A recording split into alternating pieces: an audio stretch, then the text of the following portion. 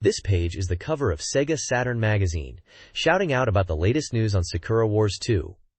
It's hyping up the game with the tagline, "To you, who is about to die," which is quite dramatic.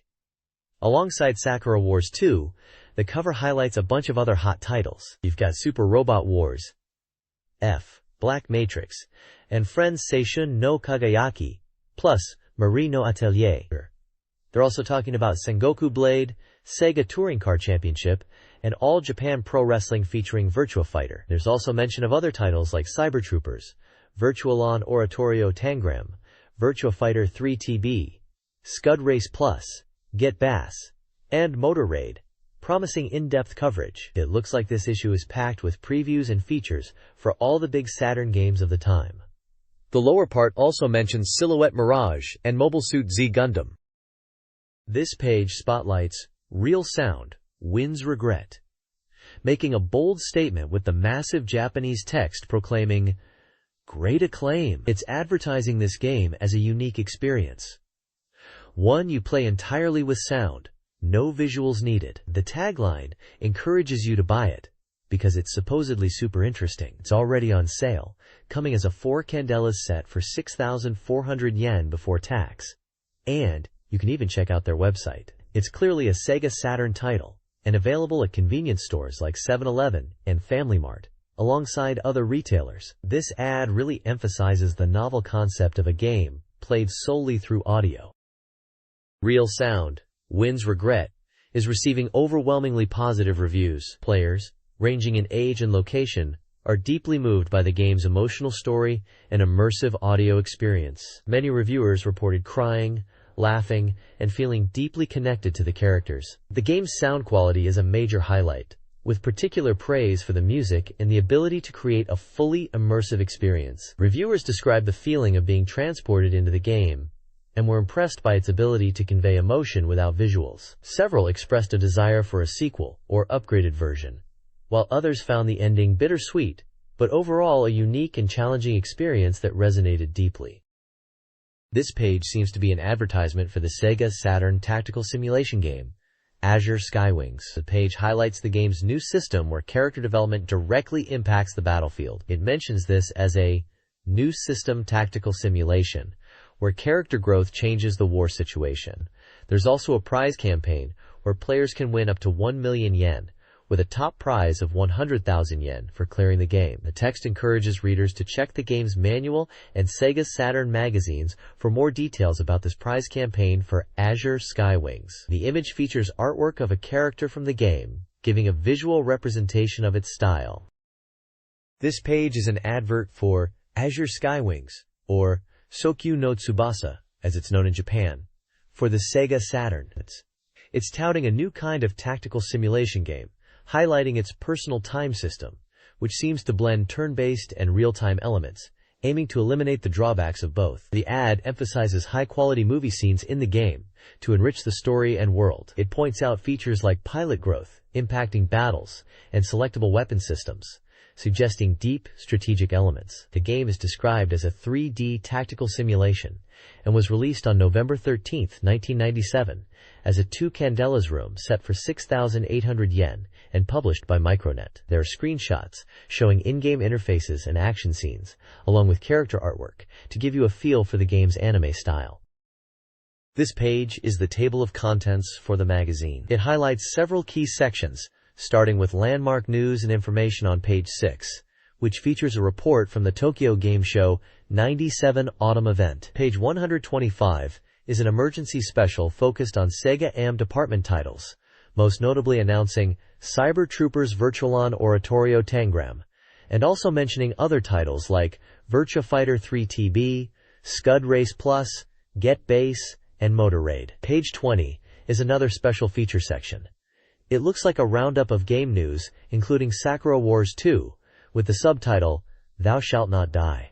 Alongside Sakura Wars 2, it lists a bunch of other games coming up, including Super Robot Wars 5, Black Matrix, Friends, Atelier Marie, Idol Janshi Tsuchiapai, Street Fighter 03, SEGA Touring Car Championship, All Japan Pro Wrestling featuring Virtua, J.League Pro Soccer Club O Tsukuru 2, Culdicept, Devil Summoners, Soul Hackers, Zeltnerschild and Grandia. The page also has a prominent image of a female anime character, who is likely from Sakura Wars 2, given the placement of the title. Moving on. Page 200 advertises a power-up renewal commemoration with a 4 issues consecutive special present, which sounds like a giveaway campaign over the next 4 issues. Finally, page 202 details a special project original telephone card offering, available as an applicant all-members service, suggesting some kind of promotion where readers can get a special phone card. This page is packed with SEGA Saturn news and game announcements. At the top, there's a new release title section showcasing games like Etude, Galaxy Fraulein Yuna 3, Lightning Angel, Clock, Pow Pow Island, and Nobunaga's Ambition.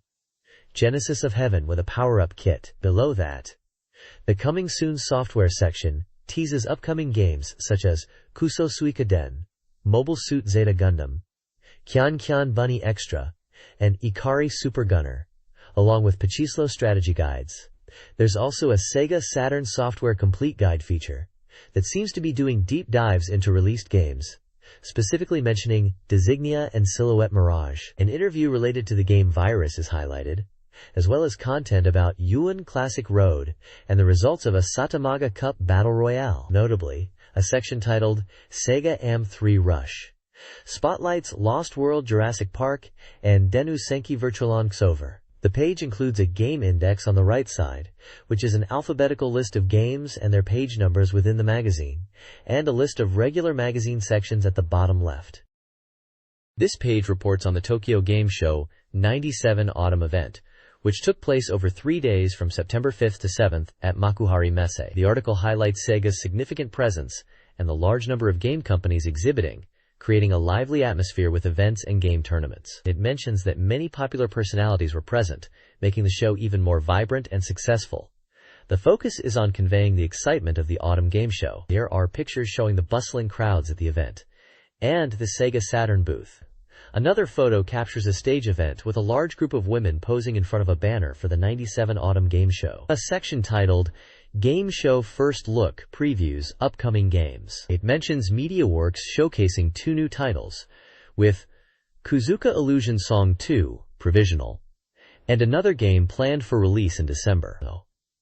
The article suggests fans will be eager to see the content. It also mentions Sabaki, Feint, and Activate Combination as titles, describing them as fighting games with distinctive movements, offering a new kind of strategic battle experience. A screenshot is included from a fighting game, possibly Savaki, developed by Microcabin, displaying an in-game battle scene. This page continues our look at the Autumn Game Show, and Sega was really making waves. Their booth was packed with big titles coming to the Saturn, especially Sakura Wars 2, which was playable in a special edition, and the new Sonic Team game Burning Rangers. Both were apparently huge hits with attendees. People were really impressed with how polished Sakura Wars 2 was. Sega also had talk shows and events going on, keeping the energy high. Moving on to new game reveals. Azel Panzer Dragoon RPG and Shining Force 2i were creating a buzz, showcased in dedicated areas. The show floor was packed with new titles across the board. Capcom's booth featured Gungriffon 2 and Biohazard. That's Resident Evil for us international gamers. Both looking great. Hudson was showing off Yuna 3 and other Saturn titles, drawing attention. Eve Burst Error was also present, and there was even a trading card area, The Well.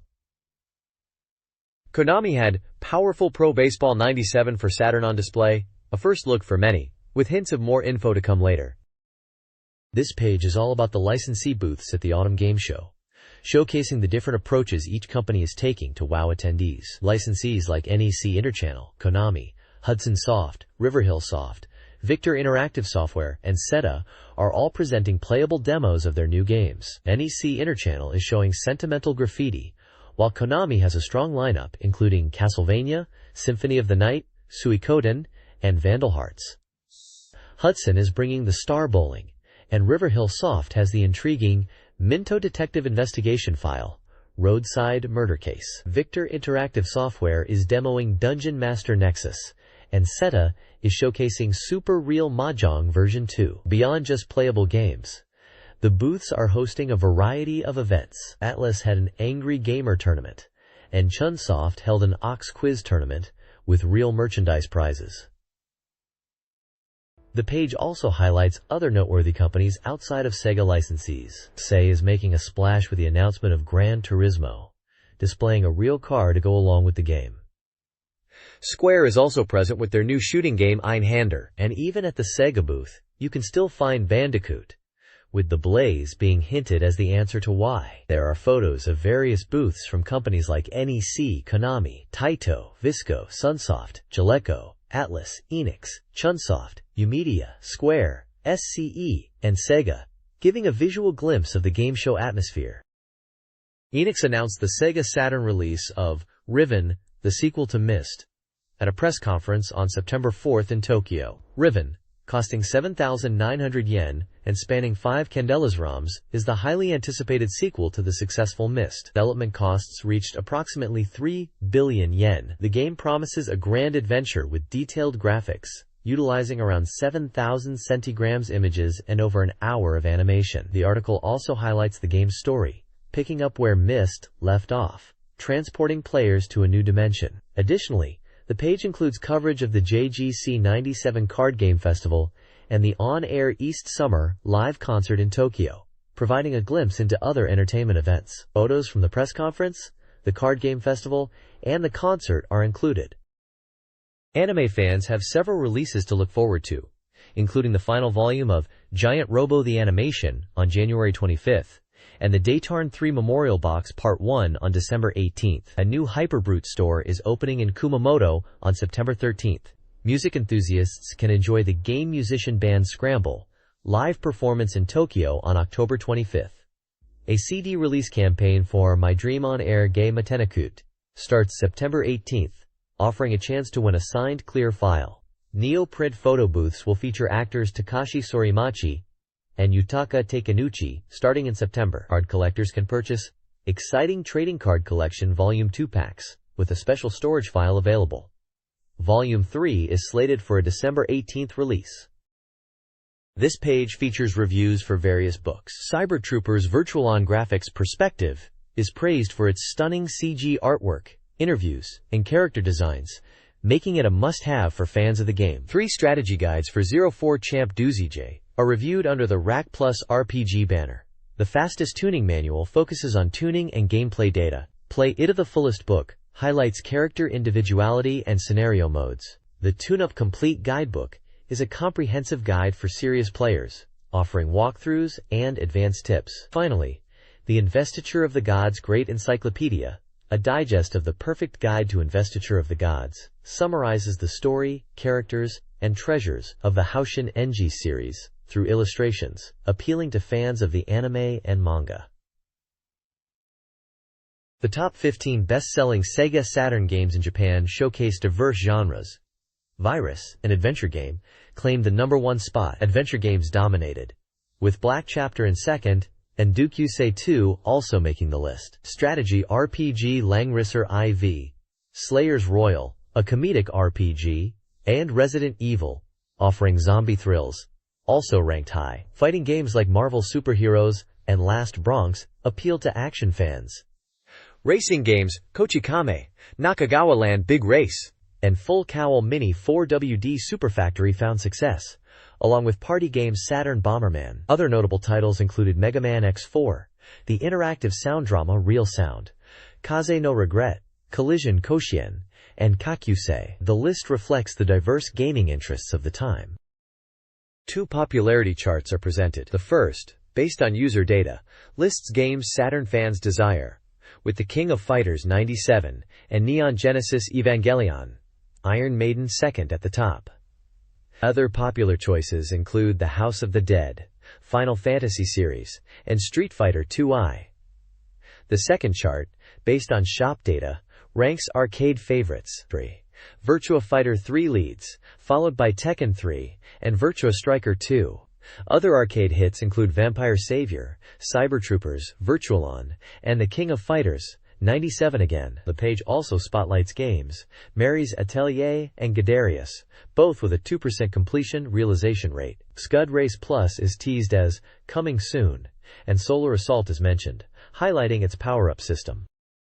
This page showcases the user data top 30 chart, highlighting the most anticipated upcoming games for the Sega Saturn, as voted by fans. The magazine notes that the top spots are a close race between Sakura Wars 2 and Grandia, emphasizing the high quality of new Saturn releases expected soon. Taking the top spot is Sakura Wars 2, maintaining its #1 position from the previous chart with a massive 430 points. It's touted as a dramatic adventure game, and anticipation is clearly very high. Grandia sits at number 2, only just behind with 404 points. It's described as a Game Arts RPG, with a release date set for December 18th. The development progress is at 78%, indicating it's nearing completions. In third place is Super Robot Wars 5, with 347 points and 100% development progress, meaning it's ready to go. Looking further down the list, other notable titles include Vampire Savior, Virtua Fighter 3, X-Men vs. Street Fighter, and Panzer Dragoon RPG. The pickup check games section spotlights Shining Force 2i as coming soon, while the other check, coming soon, section mentions Friends, Seishun no Kagayaki, and Mobile Suit Gundam ZZ as titles to watch out for. Overall, this page provides a snapshot of what Sega Saturn gamers were eagerly awaiting, and confirms a strong lineup of games on the horizon.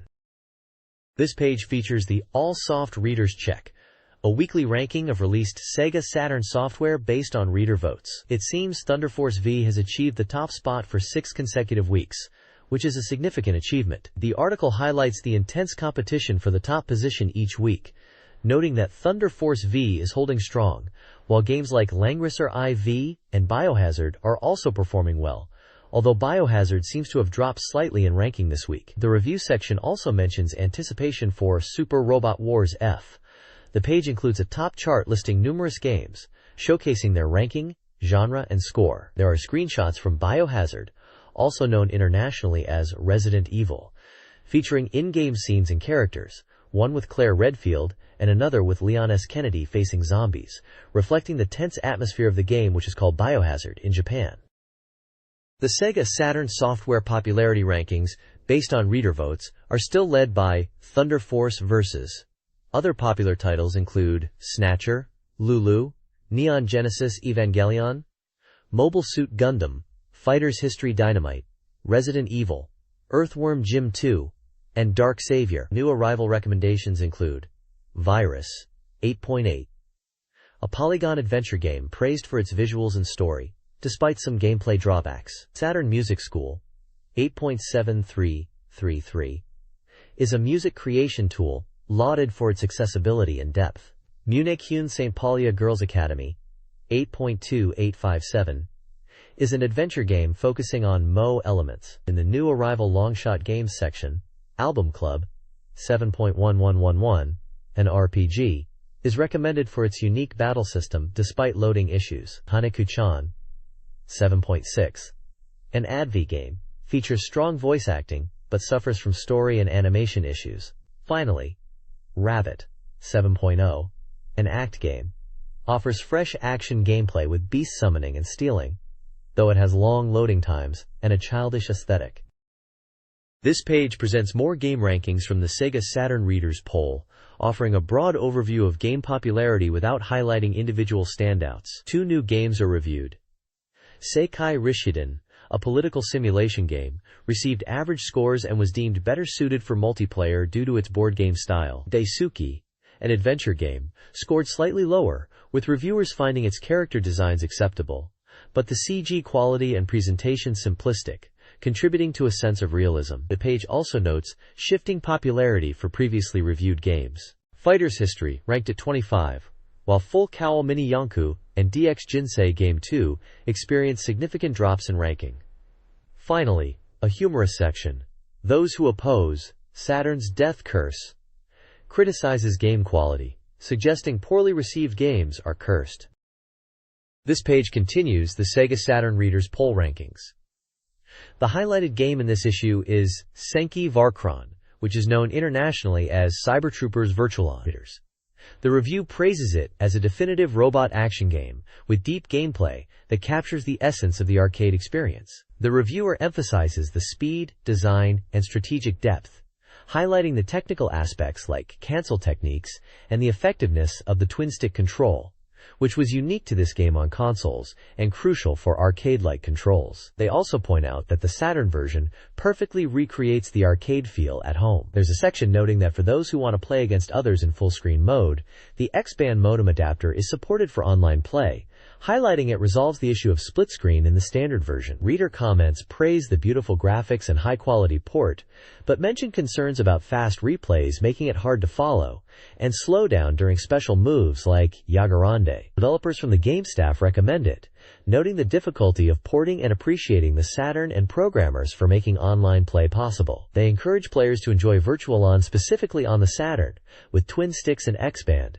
calling it an unforgettable experience. The page wraps up with a note about upcoming issues and reader contributions. This page features game reviews and reader contests. 3 mini-reviews cover Here's a Betting Ticket Zone, praised for characters but criticized for its simplicity. Puralala, Arcade Gears, a nostalgic but potentially overpriced arcade port. And Finalist, a racing game with exhilarating speed. Reader comments express desire for sequels. A reader-voted ranking of SEGA Saturn peripherals highlights top accessories. A full review of the anticipated game Desire is featured, which is the subject of a reader ranking prediction contest with prizes. Another contest involves guessing the average review score. Finally, a prize giveaway offers controller and game sets to 5 winners. To enter, submit a postcard with game reviews, Saturn peripheral opinions, contest predictions, and prize choices by September 18th. A special report from the Tokyo Game Show focuses on the highly anticipated Sakura Wars 2. After a period of silence, the sequel showcased new game screens and systems, highlighting advancements in adventure and battle gameplay. Returning features include the LIP system, along with the introduction of new Imperial Combat Review members. The report unveils Sakura's new casual attire and teases dialogue between Sakura and Ogami. Key information includes a spring 1998 release by SEGA, an undecided price, a dramatic adventure game for 1 player, and an all-ages rating. The SEGA booth at the Tokyo Game Show, held from September 5th to 7th, featured a popular Sakura Wars 2 demo, showcasing the improved LIP system and introducing new characters. This page unveils the new members joining the Flower Division in Sakura Wars 2. We have Soletta Orihime, a 17-year-old Italian noblewoman, and Leni Milchstrasse, a 15-year-old German genius. Soletta is described as an ultra-lady from a prestigious Italian family. She's quite the character, with a name that means weaving princess, though the reason behind it is still a mystery, hinting at hidden secrets and potentially disliking Japanese men. Leni is the first beautiful boy character in the Flower Division, born in Germany, and a mechanical genius. He's received an elite education that's almost unbelievable, making him a prodigy with vast knowledge. He's going to be part of the mechanic crew, and seems to have a cold, unemotional personality, not trusting people easily, making him a unique addition to the Flower Division. The page also points out the game screen, mentioning meter-like displays and interactions. It specifically highlights a conversation with Iris, where she asks questions about home and family, implying deeper character interactions and relationships within the game. Overall, it seems Sakura Wars 2 is really ramping up the drama and character development with these new additions. This page focuses on the Enhanced Live Interactive Picture System, or LIPS, in Sakura Wars 2, highlighting 3 key improvements. It starts by explaining the original LIPS system from the previous game, describing it as a timed command selection window, crucial for building trust and progressing the story. Then, it introduces double LIPS, which presents multiple timed choices in a conversation, adding complexity to decision-making. The example given mentions a scenario where Ogagami needs to answer Iris while listening to her carefully, showcasing the pressure of time-sensitive, multi-layered choices. Finally, it details Click Lips, a system moving beyond dialogue choices to action-based scenarios within a time limit. Examples include searching for Maria's sword before a performance, or escaping a collapsing building, suggesting more dynamic and urgent situations where player actions, not just dialogue, are timed. The page emphasizes that these new lip systems are designed to increase tension and excitement, creating a more thrilling gameplay experience in Sakura Wars 2. This page delves deeper into the new lip system in Sakura Wars 2. It reiterates the core concept of the timing lips from the first game, where the timing of your responses within dialogue choices affects character relationships and story progression. It uses an example of being asked, "Who is more popular, me or that person?" showing how even simple questions can be impacted by the timing of your response. The page then moves on to discuss the development status of Sakura Wars 2. It mentions that playable demos were showcased at the Tokyo Game Show, highlighting the new lip system and characters like Lenny. The developers are working hard on integrating graphics and progressing with both the adventure and battle parts of the game. They are still working on CG maps and the overall system, but both parts are advancing. They express hope that people who played the Tokyo Game Show version enjoyed the new lips and are looking forward to the full game. This page unveils the new Kubu in Sakura Wars 2, describing it as a powerful upgrade. It's highlighted as a spirit-armored soldier, using both spirit power and steam power. This new Kubu, called Kubu Kai, or Kubu Improved, is significantly stronger and faster than the original, boasting increased output, height, and weight. It's described as the ultimate evolution of the Kubu, surpassing even the previous models in performance, making it a formidable force. Moving on, there's a report from the Tokyo Game Show focusing on Sakura Wars 2. It mentions a special game show version where players experience the new double lip system. Characters like Lenny and Soletta were showcased. The report emphasizes the enhanced double lips system, letting players experience the depth of the timing-based dialogue choices, even in the demo version. The overall impression is positive, suggesting that the game is shaping up to be even better than its predecessor, with the new lip system and gameplay mechanics being highly anticipated. The crowd shots from the Tokyo Game Show further highlight the excitement surrounding Sakura Wars 2. This page showcases the enhanced Kubukai from Sakura Wars 2, highlighting it as a significantly upgraded, spirit-armored soldier. It's officially described as a Tiger-type spirit-armored weapon Kubukai, designed for maintaining order and combating demons. The Kubukai is presented with detailed specifications, though these are not delved into deeply. It is mentioned that this upgraded version is a response to the damage sustained by the initial Kubu model during previous battles, and the Imperial Combat Review has collaborated with Kamizaki Heavy Industries to refine and improve it. We see images of the standard Kubukai as well as special versions designated for Sakura and Ogami, labeled Kubu Sakura Machine and Kubu Ogami Machine respectively. These likely represent customized units for these key characters. The page includes a checkpoint section that reflects on the role of the Kubu in the original Sakura Wars. It discusses the talented engineer, Yamazaki Shinoju, who designed the Kubu and later the improved Shinbu, emphasizing their crucial role in protecting the imperial capital and its people from threats like the Kuma and Kurowoki society. The text suggests that the Kubu was not just a weapon, but a symbol of protection and hope for the city. The page concludes by hinting at further improvements in the Kubukai, suggesting it surpasses even the Shinbu in performance and will play a significant role in the new game. Super Robot Wars VF Final, releasing in 2 weeks, offers a branching narrative based on your initial choice: Real Robot or Super Robot storylines. These paths intersect, creating varied scenarios. Preview tables reveal mission titles up to Chapter 14, featuring iconic events and characters from series like Evangelion, Gundam, and Mazinger Z. The article highlights a first fork in the road, where player choice significantly impacts the story. Detailed scenario structure and map strategy information are promised in the coming weeks, including a major announcement. The game is a simulation RPG, releasing September 25th for 6,800 yen. The screenshots showcase in-game action. Super Robot Wars F Final Scenario 05's Riddle of the Ambush. The enemy is Gundam. Features the Earth Federation's Lond Bell, Bright Noah, Ku Uraki, and Getter Robo Team, ambushed by Poseidal forces. Key Gundam characters, including Amuro Ray, Judao Ashita, Emma Sheen, and Christina Mackenzie, join the battle.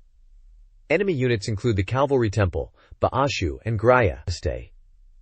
Scenario 06's Angel Flying Down sees Londbell facing Poseidal forces, including the powerful Oj piloted by Nei Mohan, while resupplying in Japan near Hawaii. The game highlights the Oj's strength. The text also touches on the game's prologue, which establishes the setting and hints at the guests and Divine Crusaders factions. Furthermore, a unique game mechanic involving Shu Shirakawa and the enemy Sekil is mentioned. Defeating Sekil in a single turn triggers a retreat and an in-game explanation from Shu. Scenario 7 introduces Evangelion Unit 01 and the Angel Sakil. Shinji pilots the Evangelion, which features a berserk mode activated at low HP, boosting power but causing loss of control and repair costs. The scenario also explains the Atfield's damage resistance and interaction with other Atfields, along with the importance of the umbilical cable. Scenario 8 is divided into two parts. The first, Decisive Battle Mobile Suit Corps Departure, sees Londbell battling the DC Army while seeking supplies. New units like Eagle Fighter Son and Shining Gundam are introduced, alongside Domin Kashu.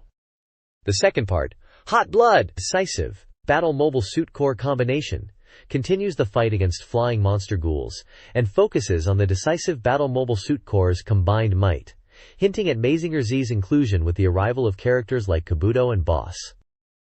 Scenario 9, South Sea Deadly Battle, sees Londbell encountering both Titans and Angels. New characters, including Asuka Langley, Zex Marquise, Tour Gisa, and Lucrezia Noin, Ares, are introduced.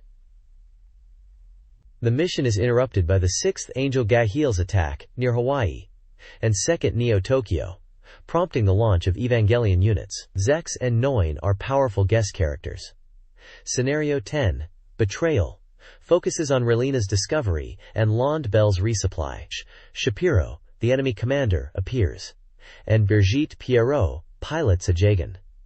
The page also hints at Shapiro's strategic thinking. The page details the game's options screen, including sound settings, a music player, dictionaries, a demo select, and karaoke. Finally, Guest Declaration of War highlights Zemo Selects and No Kane, who declare their allegiance to Pentagona and their intent to fight against those threatening Earth. Scenario 11, Servant, again, features EVA units and Asuka at Nerve, still battling angels amidst the Poseidal Army conflict. New characters include Rei Ayanami and EVA Unit 0, and enemies include Shamshul, Oj, and Ashura temples. After clearing the scenario, characters from 4th Super Robot Wars S may appear, adding a lighter tone. The scenario hints at Shu's plans and the Poseidal Army's motives. Scenario 12, Big Pinch, Combattler vs. Combination Impossible, focuses on the Nanbara connection joining Londbell. Dr. Yotsuya facilitates the Combattler team's arrival. The team faces Garuda's attack, introducing Battle Crasher's characters. The scenario details the use of spirit commands, specifically Provoke. Joma is injured during Garuda's assault, and the remaining Combattler vs. members head to Londbell for reinforcements. Scenario 13 of Super Robot Wars F, likely, details a conflict involving Aura Battlers, with Londbell assisting Dunbine against Zworth in Shinjuku. New characters include Dunbine, Cham Phao, and enemies like Zworth, Gear Girling, Gundam Death Scythe, and various Viralis. A duo's DVE is mentioned. Scenario 14 splits into three choices. 14 Ra, Real Robot Route, focuses on rescuing Grand Galan, featuring characters like Sheila Lapana, Domin Kashu, and the Devil Gundam. 14 RB, Super Robot Route, mirrors 14 Ra's goal, heading to Kiev, with the same enemy roster. 14B, Super Robot Route, prioritizes rescuing Goron, El Ham, with Londbell fighting the Poseidal Army. New enemy characters include Atoll V, Groon, and Augias. A Super Robot Wars F anomaly is noted. This page is a special report about the game Black Matrix. It highlights the game as a simulation RPG that brings a stone's throw into the stagnating Japanese RPG scene. It mentions the game is for NEC Interchannel, slated for release in '98 with an undetermined price, being an RPG for all ages. The article delves into the game's worldview, suggesting it challenges the typical fantasy trope of angels equals justice, demons equals evil. It questions if the Christian definition of sin, specifically the 7 deadly sins, is being redefined in Black Matrix. The story seems to revolve around a world where Mephistopheles won a battle against God and his angels, establishing the 7 deadly sins as the new law. People are living under Mephistopheles' teachings, worshipping him as God, in a world where angels are seen as evil. The article encourages readers to consider how people live in such a world and what kind of story unfolds. The page includes screenshots showcasing the game's setting, which appears to feature towering stone structures and chains reaching into the sky, reminiscent of the Tower of Babel. The imagery suggests a dark fantasy world with a unique take on religious and mythological themes. The Black/Matrix Planner interview introduces the creators of the upcoming RPG, Black Matrix. The interview highlights the meticulous development process led by Flight Plan's Watanabe Masami, producer-director, Kawana Junichi, designer-planner, and manga artist Bitu Gao. World Settings Scenario. The developers sought to create an original project, pitching to publishers, and consulting with Bitu on bringing their vision to life. Early discussions centered on the game's concept, involving a world where winged humans with black and white wings exist, hinting at a conflict between those descended from demons and those oppressed descendants of defeated gods. The game, a simulation RPG, aims to break genre conventions with its survival of the fittest world, promising an ambitious and innovative experience. Screenshots hint at the isometric battle style and the narrative's depth. This page introduces the main characters who commit the 7 deadly sins and focuses on Amazel, one of the protagonists. The page highlights Azazel's story, starting with him waking up with amnesia next to a heroine. He learns he's been in a fever for 2 weeks and living with her. However, his life takes a turn when he discovers he is a winged being, a type of race called winged people. He faces prejudice and questions from his own kind about living with humans. The page then delves into the concept of the 7 deadly sins as interpreted in this world, contrasting it with traditional Christian views. Here, sins like wrath, greed, envy, sloth, pride, gluttony, and lust are considered natural and even necessary behaviors for survival. Lust, in particular, is seen as crucial for species preservation due to high mortality rates and a shortage of men, leading to polygamy. Another section explores how society functions in this world based on the principle of being true to your feelings. It seems like a society where directness and strength are valued, like the Edo style of speaking, and winged people prioritize enhancing their own power. Commerce is also mentioned, with merchants willing to be submissive to customers, but also possessing considerable strength to protect their businesses. Visually, the page features a large illustration of Azazel, the protagonist, showcasing his wing design, alongside character concept sketches and a cityscape image depicting the game's world. The game features a heroine, Type A, of uncertain allegiances, taken by a committee after confessing love for a lord. Players select one of 5 heroine types at the start, impacting emotional investment more than story changes. Character designs are by Tsuchiya Garon. Type B is playfully androgynous, while Type C is a boyish younger sister character. The game initially involves a boy with amnesia cared for by a girl with black wings. Confined to her home, he recovers through minigames, until she's taken away. The core plot, intended for impact, aims to establish the player's role. Chapter 1, written by Pita-sensei, focuses on creating player resolution, with its writing being quite conclusive. The game also explores morality and reversing traditional values. This page highlights the unique systems of the game, focusing on the quarter-view perspective for 3D battles. It mentions that while the finer details are still being decided, the core gameplay loop will be in this viewpoint for both battles and events. The game introduces a bloody point system crucial for magic. To use magic, you need bloody points, which are essentially human blood, acting as a catalyst. The story starts with acquiring human blood, likely setting the stage for the narrative. The game world has a dark atmosphere, and the battlefields are varied. Summoning magic, like Lilith, which summons bats, is a feature, and these powerful spells require a lot of magic power. Only those with black wings, specifically among the divine race who have horns, can use these magic abilities. Event scenes are also emphasized, presented with message windows. The game's overall theme is centered around the 7 evil gods' keys sleeping in the world. Magic users are limited to humans with white wings who can wear these cursed keys. These keys choose their users, and maintaining magical power might also require bloody points. The heroine Azel is on a journey to find these keys, to gain power, and help someone. 2 characters are introduced. Luca, described as a bewitching demon woman, and a Gainzel's rival, who prefers masculine clothing. The other is Yofane, who assassinated the Holy Emperor to obtain the evil god's keys, and now accompanies a Clazel, concealing his intentions. This page introduces two new characters, Rebros and Gaius. Rebros, known as One-Eyed Brute Strength Pride, is a powerful man who used to serve a deity but betrayed and killed his master to serve a new one, landing him in prison as a heretic. Gaius, dubbed 200-Man Slaying Great Thief, is a rebellious character with peacock wings, also imprisoned. He seems to be interested in a Gainzel and wants to test his strength and cunning against her. The page features gameplay screenshots showing characters in a dungeon environment and a magic spell called Sanathos. This spell summons monsters and attacks enemies with thunder. There's a mention that more new magic is in development. The developers are discussing their approach to depicting pain and violence in the game. They aim to evoke a sense of pain and impact, without resorting to excessive gore or simple shock value. They are more interested in how players emotionally experience the battles and the game's world, focusing on creating a deeper sense of immersion and player empathy rather than just visual gore. Finally, it's mentioned that Yofane, from the previous page, won't be able to use magic for a while. However, he will be teaching the main character how to fight, highlighting his knowledgeable nature despite his current magical limitations. This page is an advertisement for the game Friends, Youth's Sparkle. The game is described as a remake of the PC game Duke Say, and is an adolescence experience visual novel. It focuses on a group of friends who were in the tennis club together during middle school.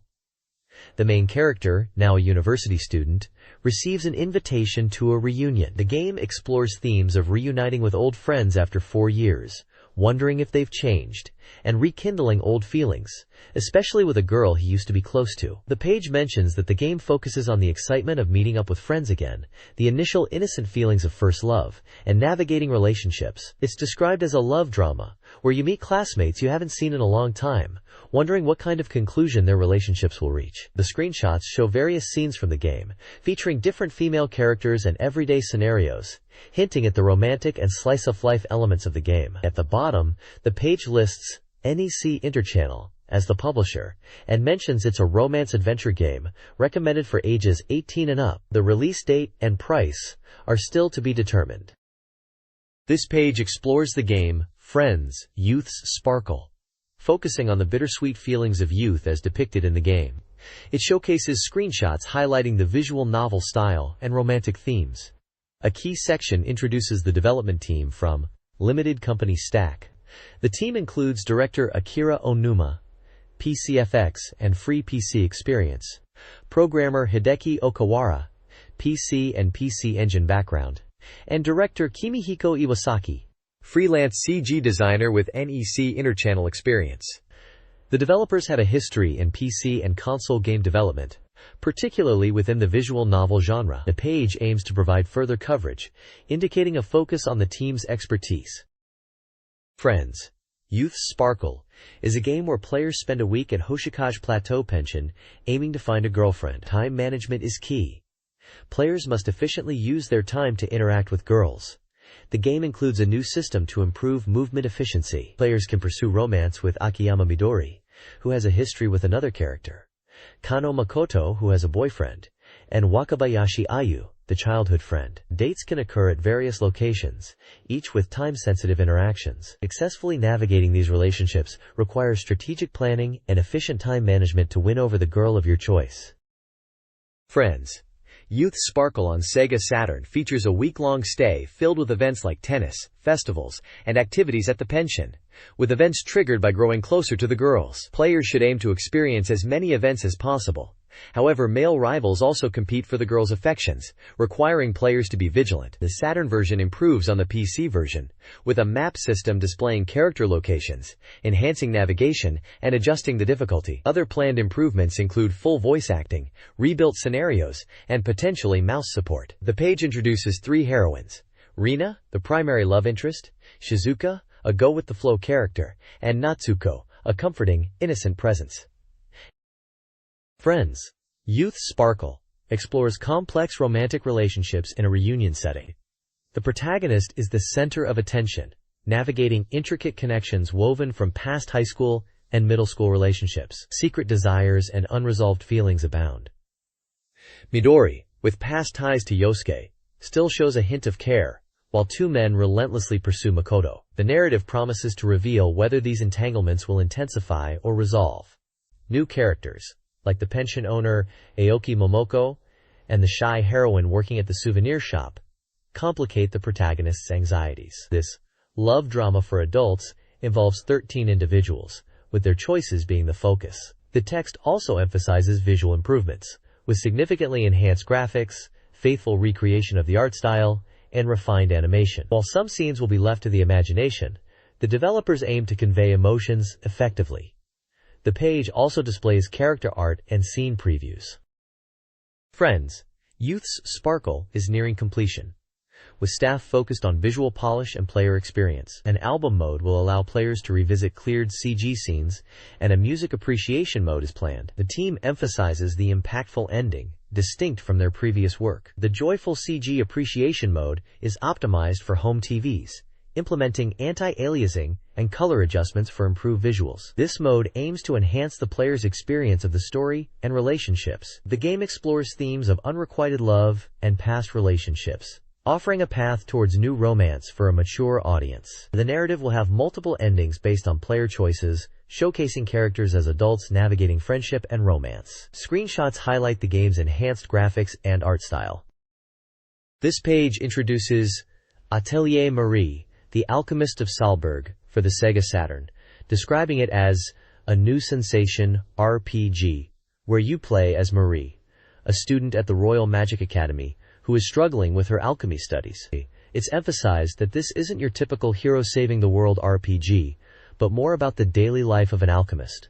The game focuses on Marie's 5-year task to master alchemy and create a masterpiece. It highlights key gameplay aspects, such as item synthesis, where you combine ingredients to create new items, and gathering plants and minerals, which involves exploring towns and the surrounding areas to collect materials. There's also mention of knowledge acquisition, suggesting learning recipes and alchemy techniques is important. Screenshots show Marie in her atelier, interacting with town locations like the workshop and academy, and venturing outside to gather ingredients. The text mentions that while there might be monsters outside of town, the core gameplay revolves around Marie's alchemist duties and aiming to create the ultimate item. The page emphasizes the unique role-playing experience, focusing on the everyday life of an alchemist rather than just battles. It also notes that information gathering is important, especially at the bar Flying Dragon Pavilion, where adventurers and information gather.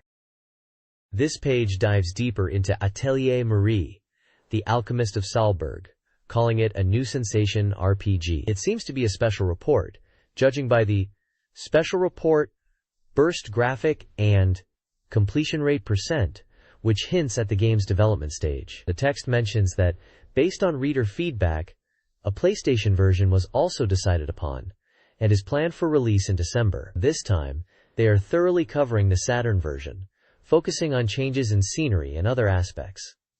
They promise to deliver a full report with lots of information. The large text at the bottom, Teikita, emphasizes the anticipation and excitement surrounding this new information about the game. The artwork features Marie prominently, holding a glowing potion, with a castle in the background, reinforcing the RPG and alchemy themes. This page introduces the cast of characters for Atelier Marie, the Alchemist of Salzburg. We get to meet Marlone, the main character, who's studying to be a court alchemist, but is a bit clumsy and has to take a special graduation exam. Her voice actress is Haruna Ikezawa. Then there's Skia, the sensible older sister type from a wealthy merchant family, and Mai, also known as Donor Stark, another wealthy merchant's daughter with a gentle nature, both voiced by Mutsuki Otani. Ola Kurel is also featured. She's a calm shop owner and a senior student at the academy, considered a sister figure to Kreis, and her voice is Mami Kingetsu. Ingrid is presented as a teacher at the academy, skilled in magic, voiced by Mutsuki Okitani again. We also meet Kirilich Fauner, a half-human, half-demon, who came from the demon world, voiced by Runa Sasaki. Lastly, there's Muse Stands, a cheerful treasure hunter from a southern land, also voiced by Mutsuki Otani. The page also includes photos of the voice actresses Haruna Ikezawa and Mutsuki Otani. It looks like they are giving us a good look at the personalities that will populate the world of Atelier Marie.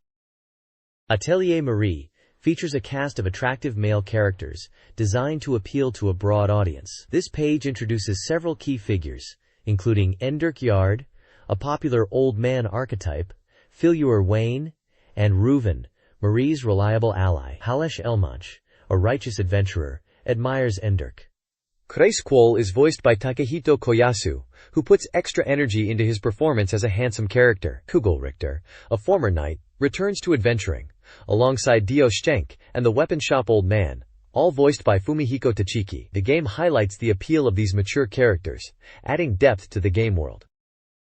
The Saturn version of Atelier Marie is being enhanced with extra content, making it the complete version. While the PlayStation original was popular, this update adds new events, ending patterns, and improved graphics, including new artwork. Secret events will feature characters less prominent in the original, with new illustrations and completed voice recordings. The Saturn version promises more unpredictable outcomes, with even more ending possibilities. The article also teases the role of the weapons shop old man, hinting at an expanded role for previously minor characters, and potentially increasing the importance of the Adventurers Guild.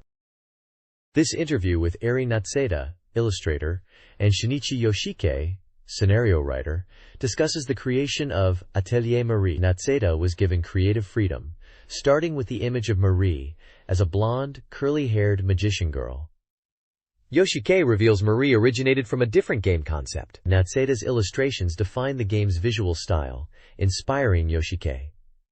She created nearly all the original artwork, enjoying the variety it offered. Yoshike praised the unexpected direction, resulting in a successful game. Even for the Saturn version, Natseda is creating new illustrations. Yoshike, who had been working on the game for over a year, appreciated the graphics team's work despite the Saturn's limitations. He encourages readers to play the enhanced Saturn version, promising new content and a fun experience.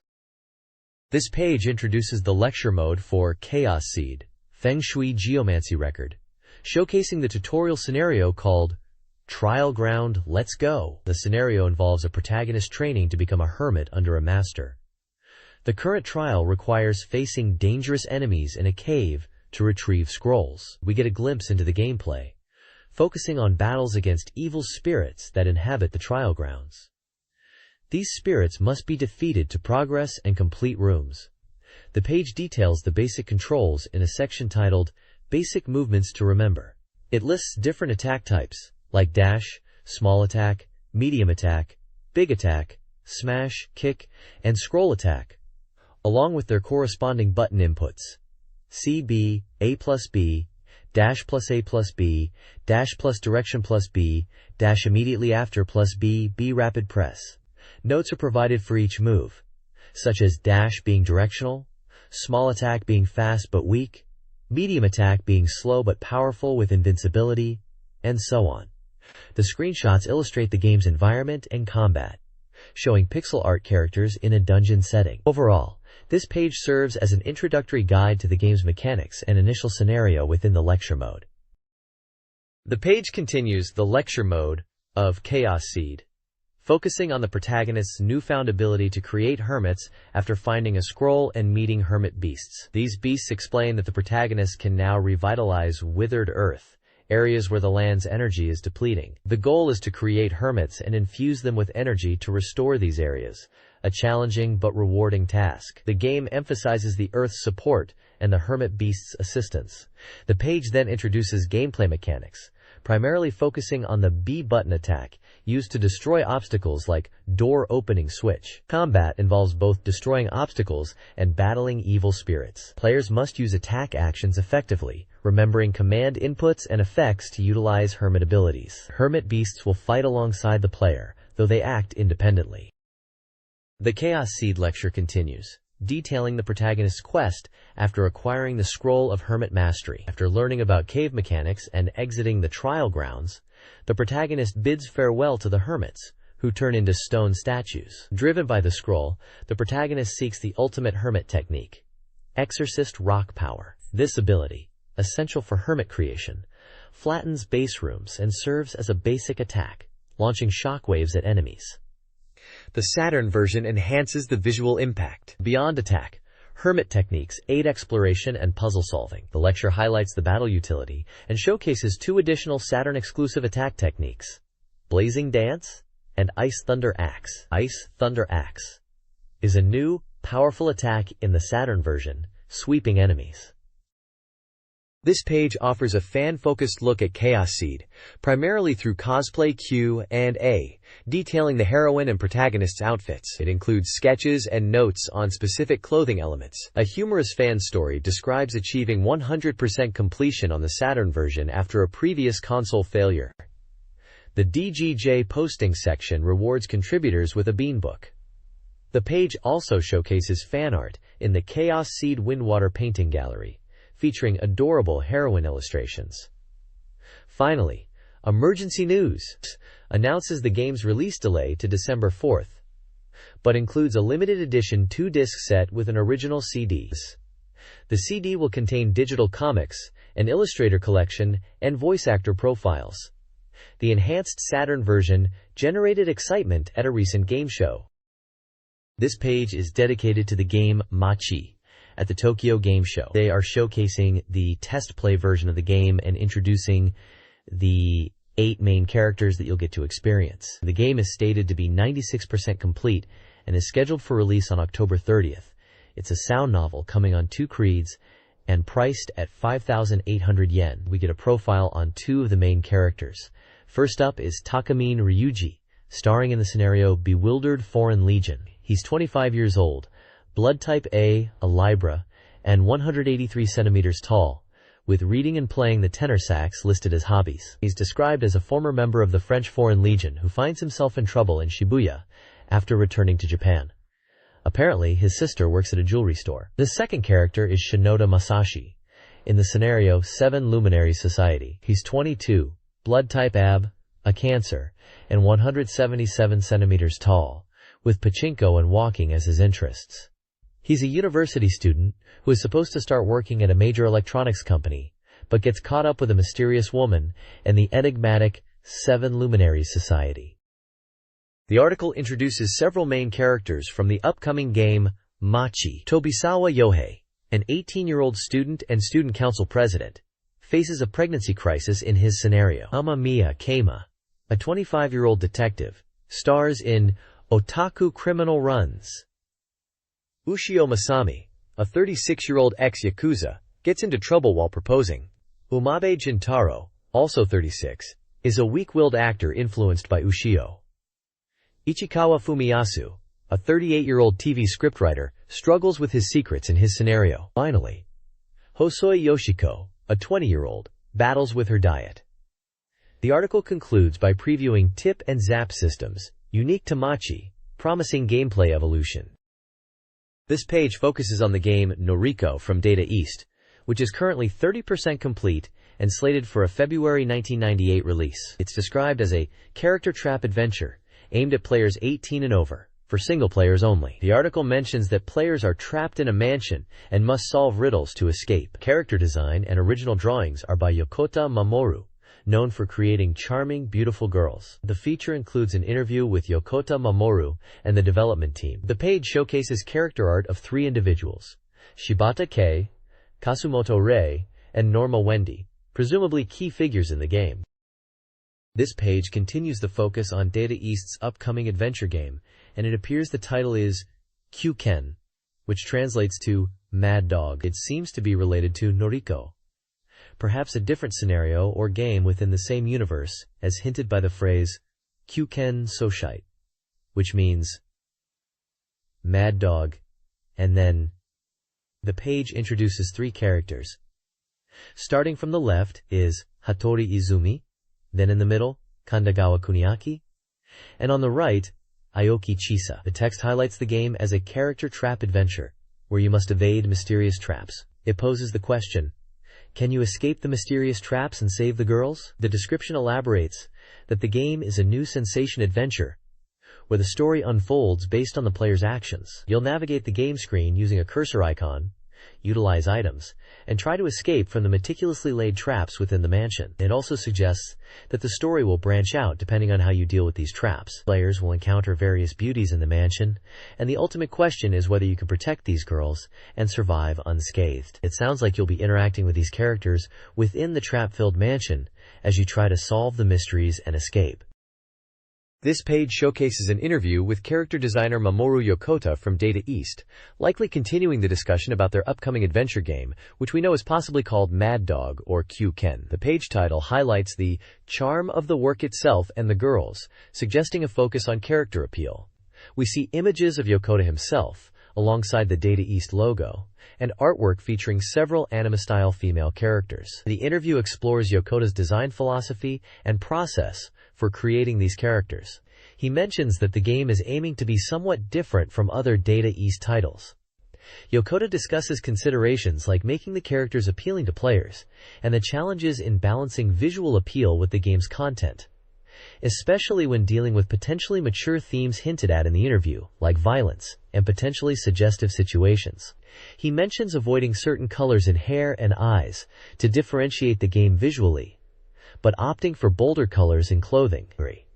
There's a brief mention of decisions around character outfits, like choosing a blazer over a sailor uniform for one of the girls. The interview also touches on the development process, mentioning that the smooth progress was due to the initial planning and concept work done beforehand. Yokota highlights the heroine's impactful design and mentions the difficulty of differentiating character portrayals within the adventure game genre. Overall, it seems the interview is giving insights into the character design process and intentions for Data East's new adventure game. In an interview, character designer Mamoru Yokota and producer/director Takahiro Kodama of Data East discussed their upcoming adventure game, tentatively titled Q-Ken. Yokota, known for his passion for drawing girls, highlights the challenges of character variation, particularly given his preference for short hairstyles. Kodama details gameplay mechanics, where players, as a hero, rescue a girl from a mansion, interacting through stick and stepping stool actions that elicit varied reactions. The game promises a fluid experience, with player choices influencing progression. Approximately 30 to 60% complete, with scenario, graphics, and voice recording featuring notable actors underway. The team aims for relatable characters and gameplay surprises. Yokota, also a fan of fighting games, emphasizes his desire to connect with players through his art. The game is slated for release on September 2nd. This page is a preview of SEGA Touring Car Championship Saturn Edition. The magazine has received a sample room of the game, which is currently 80% complete and undergoing thorough testing.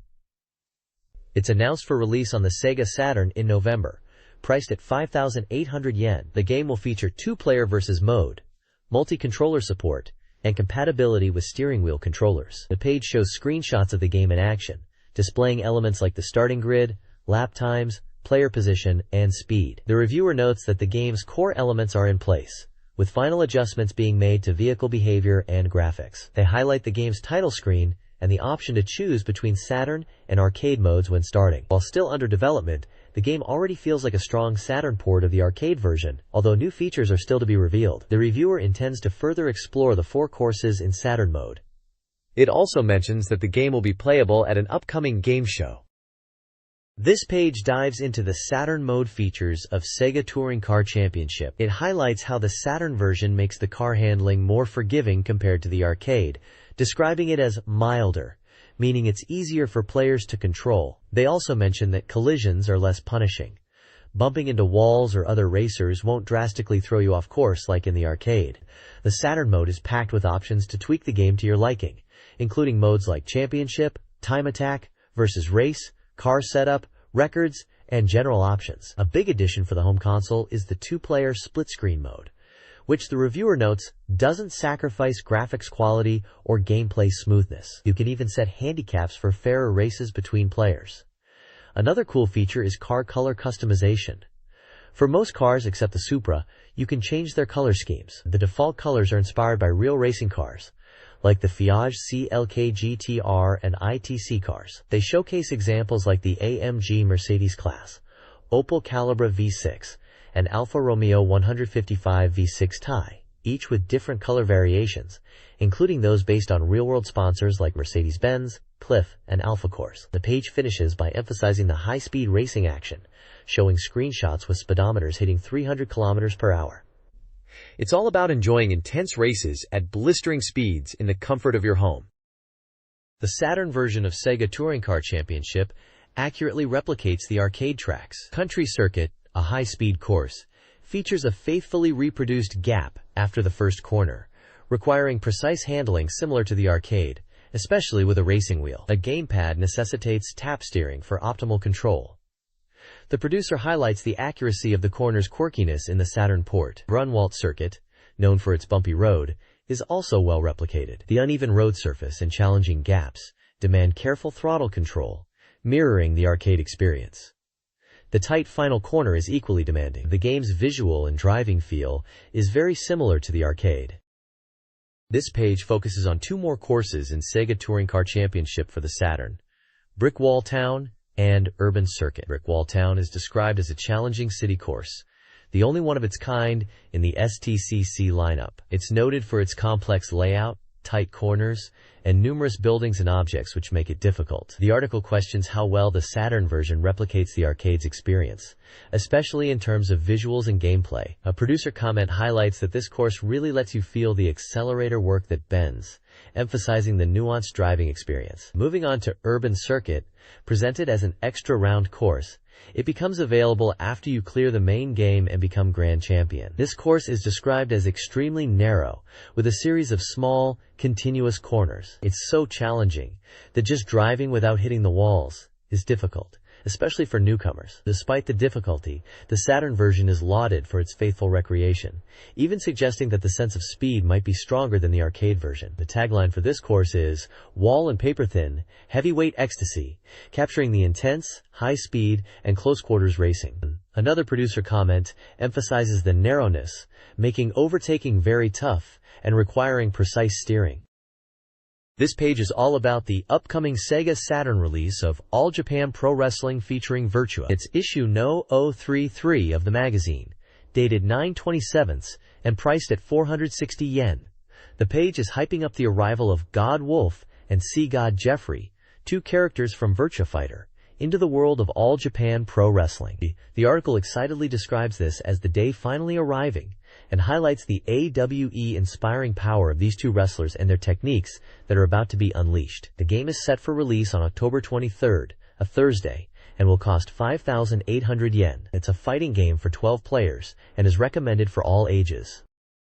This page continues on from the previous page, diving deep into the movesets of Wolf and Jeffrey in All Japan Pro Wrestling featuring Virtua. It highlights that almost all of their signature moves from the Virtua Fighter series have been faithfully recreated in this wrestling game. The page showcases action shots of both wrestlers executing their iconic moves in the ring. For Wolf, they highlight powerful moves like the axe lariat, elbow drop, Steiner screwdriver, German suplex, giant swing, and Frankensteiner. For Jeffrey, the focus is on his brutal pankeration style, with moves like the iron claw, coconut crush, corkscrew upper, Splash Mountain, and Power Slam. There's a comment from AM2R&D Department 2, noting that while Wolf's grapple techniques and commands are different from his Virtua Fighter counterpart, his devastating giant swing is still present and impactful.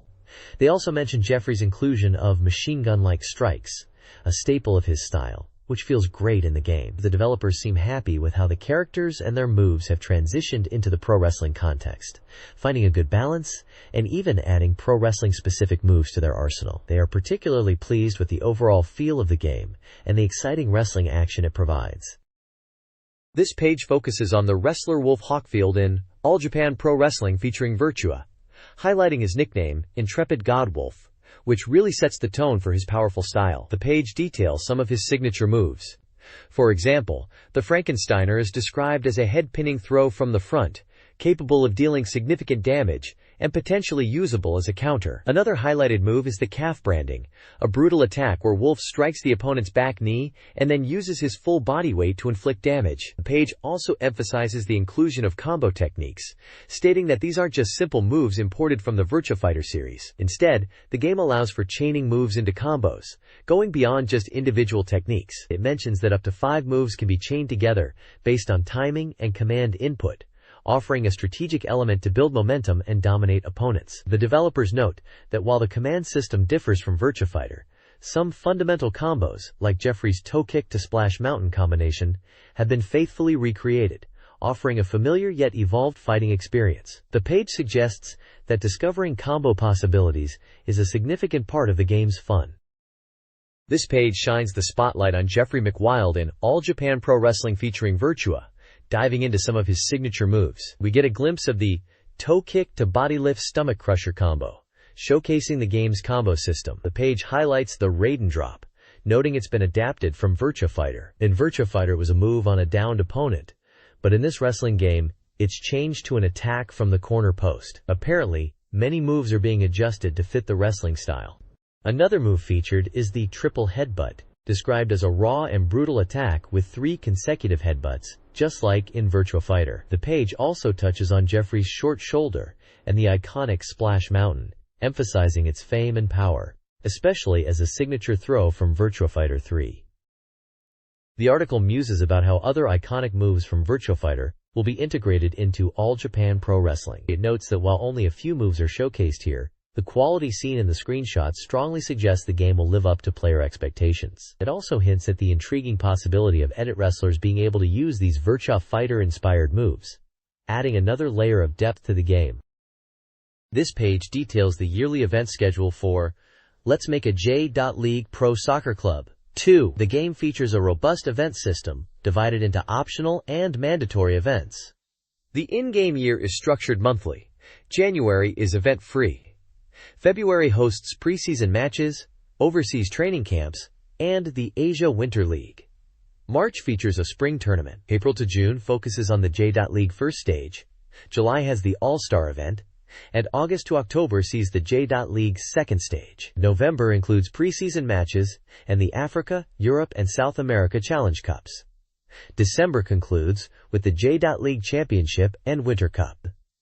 The page highlights 3 event types: preseason match for scheduling, overseas camp for intensive training in various continents, and the free Asia Winter League. The overall goal is to provide players with a clear understanding of the competitions and training available throughout the year. Let's Make a J.League Pro Soccer Club 2 outlines the game's yearly calendar. February sees the spring tournament, a preseason competition. April to June features the J.League first stage, a round-robin format with all 19 clubs. July hosts the J.League All-Star event, a special match following the first stage. August to October brings the J.League second stage, mirroring the first. November is for intensive training and allows players to compete in continent-specific challenge cups. December concludes the year with the J.League Championship for stage winners, alongside the Intercup. The article also announces the game's playable debut at the Tokyo Game Show in September 1997, emphasizing improvements in player movement and gameplay. Notably, Sakatsuku 2 begins in the Japan Football League, JFL, unlike its predecessor. This page spotlights Culdicept, a board game-style title from Omiya Soft. It's slated for release on October 30th, priced at 5,800 yen, and supports 1 to 4 players of all ages. The page emphasizes the story mode and highlights a special report indicating the game is 95% complete. The story mode casts you as a new Scepter, engaging in card battles across the land to collect Culdicept cards. Before diving in, you get to customize your character's appearance. New players are guided by Gorrigan, a wise, talking tree spirit who acts as an advisor. Gorrigan offers helpful tips on gameplay mechanics like dice rolling, creature summoning, and land control, making it accessible even for those new to the game. For additional support, there's an in-game help function, accessible with the L button, which aims to make the game user-friendly for beginners. Gorrigan is described as a knowledgeable and reliable ally, a tree spirit who has lived for ages, and aids the protagonist with his wisdom of magic and creatures. Finally, it's announced that the release date for Culdicept has been officially decided. This page delves deeper into the features of Culdicept, focusing on the battle mode and data mode. The battle mode allows you to play against the CPU even if you don't have human opponents, utilizing maps from the story mode for pure combat fun. You can play against the CPU or other players, with up to 4 players possible. You can customize various settings like map selection, victory conditions, reward cards, and captured cards. The CPU opponents are said to have unique books or decks and distinct playstyles, making battles varied. The page introduces Data Mode, which is all about managing and editing your card collection. When you acquire new cards in story or battle modes, they are marked with New for easy identification in your card list. Data Mode also allows for card trading with other players, limited to exchanging up to 4 copies of a card at a time to prevent excessive duplication. You can even edit your book or deck of cards while in story mode, during map transitions, offering flexibility in your card strategy. There's a section highlighting card rarity, indicating that Culticept features over 300 card types, including rare and valuable ones. Each card has a rarity level that affects its drop rate, and some cards are only obtainable under specific conditions. This adds a layer of depth to card collecting. This page delves into Devil Summoner Soul Hackers, showcasing the trailer, which acts as the mobile base for the hacker group known as the Spookies. This isn't just any trailer, it's packed with state-of-the-art computer equipment, allowing the Spookies to conduct their hacking operations while on the move. The article explains that the protagonist is part of this group, and uses this trailer as their base. The setting is Tenkai City, a metropolis heavily reliant on networks, where hacking is a common pastime among the youth. The city is undergoing redevelopment as a model network city, under the guidance of a figure called Nishio, is pushing forward the Paradigm X project, envisioned as a virtual amusement and business park. We get a sense of the game's progress, with a special report banner indicating it's 80% complete. The text also mentions this coverage is a continuation from the previous issue of Devil Summoner Soul Hackers. The game is slated for release in November as a 2 Candelas set, and priced at 6,800 yen. This page gives a nice overview of the game's setting and the hacker lifestyle central to the story. This page continues the coverage of Devil Summoner Soul Hackers, and explores what makes the virtual world of Paradigm X so appealing. It highlights the convenience of network features and the immersive experiences it offers, suggesting these are key reasons why people are drawn to it. The page then shifts focus to the protagonist and their hacker group, the Spookies, within the game's narrative. It seems the protagonist, who lives in Tenkai City, successfully hacked into Paradigm X and joined the Spookies. The article mentions Hitomaimi, a childhood friend and fellow member of the Spookies, whose father is a professor, involved in important roles. The text hints at something significant the group encounters within Paradigm X, posing the question of, what did the boys see? Finally, the page introduces GUMP Install Software Part 2, explaining that GUMP functions like a handy comp and features an install system, allowing players to customize their gameplay. It details 3 types of installable software. Bump Box, which displays experience points needed for leveling up during dungeon exploration. Air Supply, which increases the party's agility for preemptive attacks and battles. And Gulliver Magic, which conserves recovery magic by slowly restoring the protagonist's HP while moving in 3D dungeons. These software features seem designed to enhance the player experience and offer strategic advantages in the game.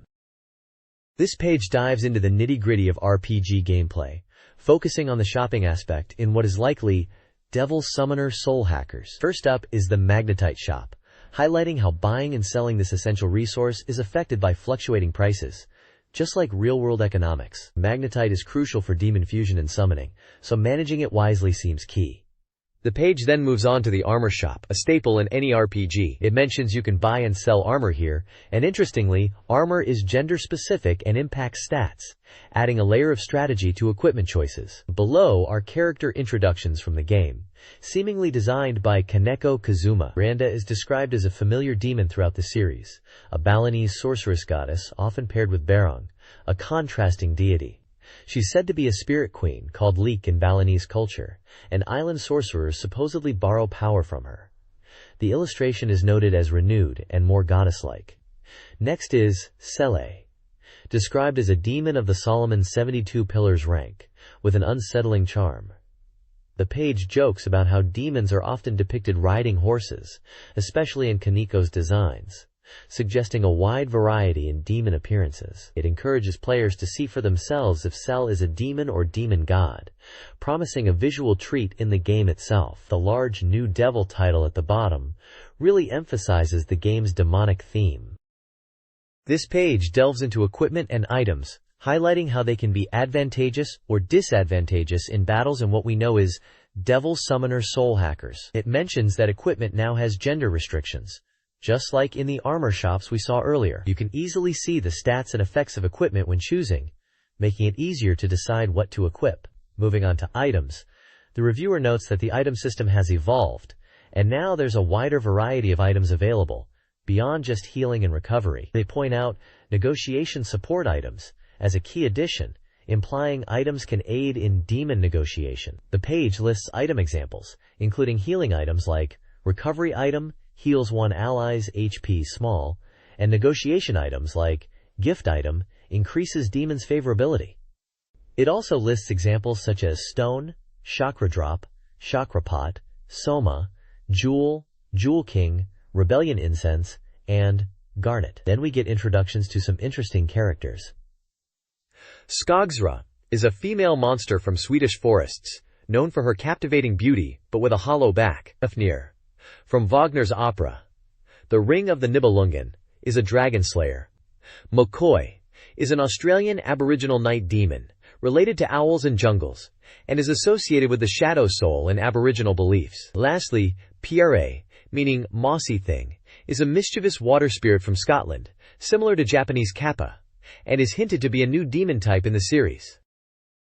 This page introduces Soldnerchild, Zeldnerchild, a simulation RPG where your actions as a player determine the fate of the entire continent. It's highlighted as a game where you start as a mercenary named Akoan, and your journey is to become a hero who saves the continent from war and chaos. The page emphasizes that there are multiple ways to end the conflicts, but the most reliable is uniting the entire continent under one banner. We're introduced to Fenrir King in the north, suggesting he's a key player in the game's world. The game features a guild system, where you undertake mercenary tasks and build relationships with different countries. It seems some countries will be friendly, while others will be hostile, adding a layer of political strategy. Screenshots show a world map, character status screens displaying units called foreign tribesmen, with skills and spells, dialogue scenes in various locations, and battle situations. One section focuses on a quest related to these foreign tribesmen, given by a king figure, suggesting complex political and racial tensions are at play. The special report box gives us some key details. The price is 6,800 yen. It's releasing on September 25th. It's a simulation RPG, supports one player only, and is recommended for all ages. Overall, the page paints a picture of a deep strategy game, where player choices have significant impact on the world and storyline. Soldnerchild, Zeldnerchild, pushes players beyond basic mercenary work, requiring them to align with a nation and pursue greater ambitions. The Fenrir Kingdom route is the initial path, starting with the weakened Teagle Mercenary Corps. Players must complete tasks, recruit members, and build their reputation within the kingdom. Success in Fenrir Kingdom attracts the attention of Knight Commander Ilya Frederica, potentially leading to service for the Queen. Further demonstrating worth earns the Royal Lance, a powerful weapon. The game introduces 6 Teagle Mercenary Corps middle captains: Aine, protagonist; Luisa, healer; Antonio, attack magic; Anastasia, support healer; Luke, bow/magic; and Guilford, dark magic. These captains will likely be key allies in the mercenary journey. This page introduces Tenka Taihei, Konoyo no Naka Dushiu, a history simulation game for the SEGA Saturn. Set during the peaceful Edo period, players are tasked with developing Edo Town and managing the shogunate's finances. You'll be working alongside figures like Tadao and an elder statesman to rebuild the treasury, as everyone has become quite extravagant, even with peace reigning. Gameplay includes interacting with the Lord in Edo Castle, and there is a mechanic called Pleasurable Lord's Kendo. A key partner is Hiraga Genai, a genius inventor and scientist who creates various items you can utilize to generate wealth and boost the economy. The game is a history simulation title from Victor/Packen Soft, scheduled for release in December 1997, priced at 6,800 yen. It's described as a title recommended throughout the year and is currently 50% complete. The screenshots show town management screens, dialogues with characters, and in-game menus, hinting at a deep simulation experience where you develop Edo Town into a thriving metropolis.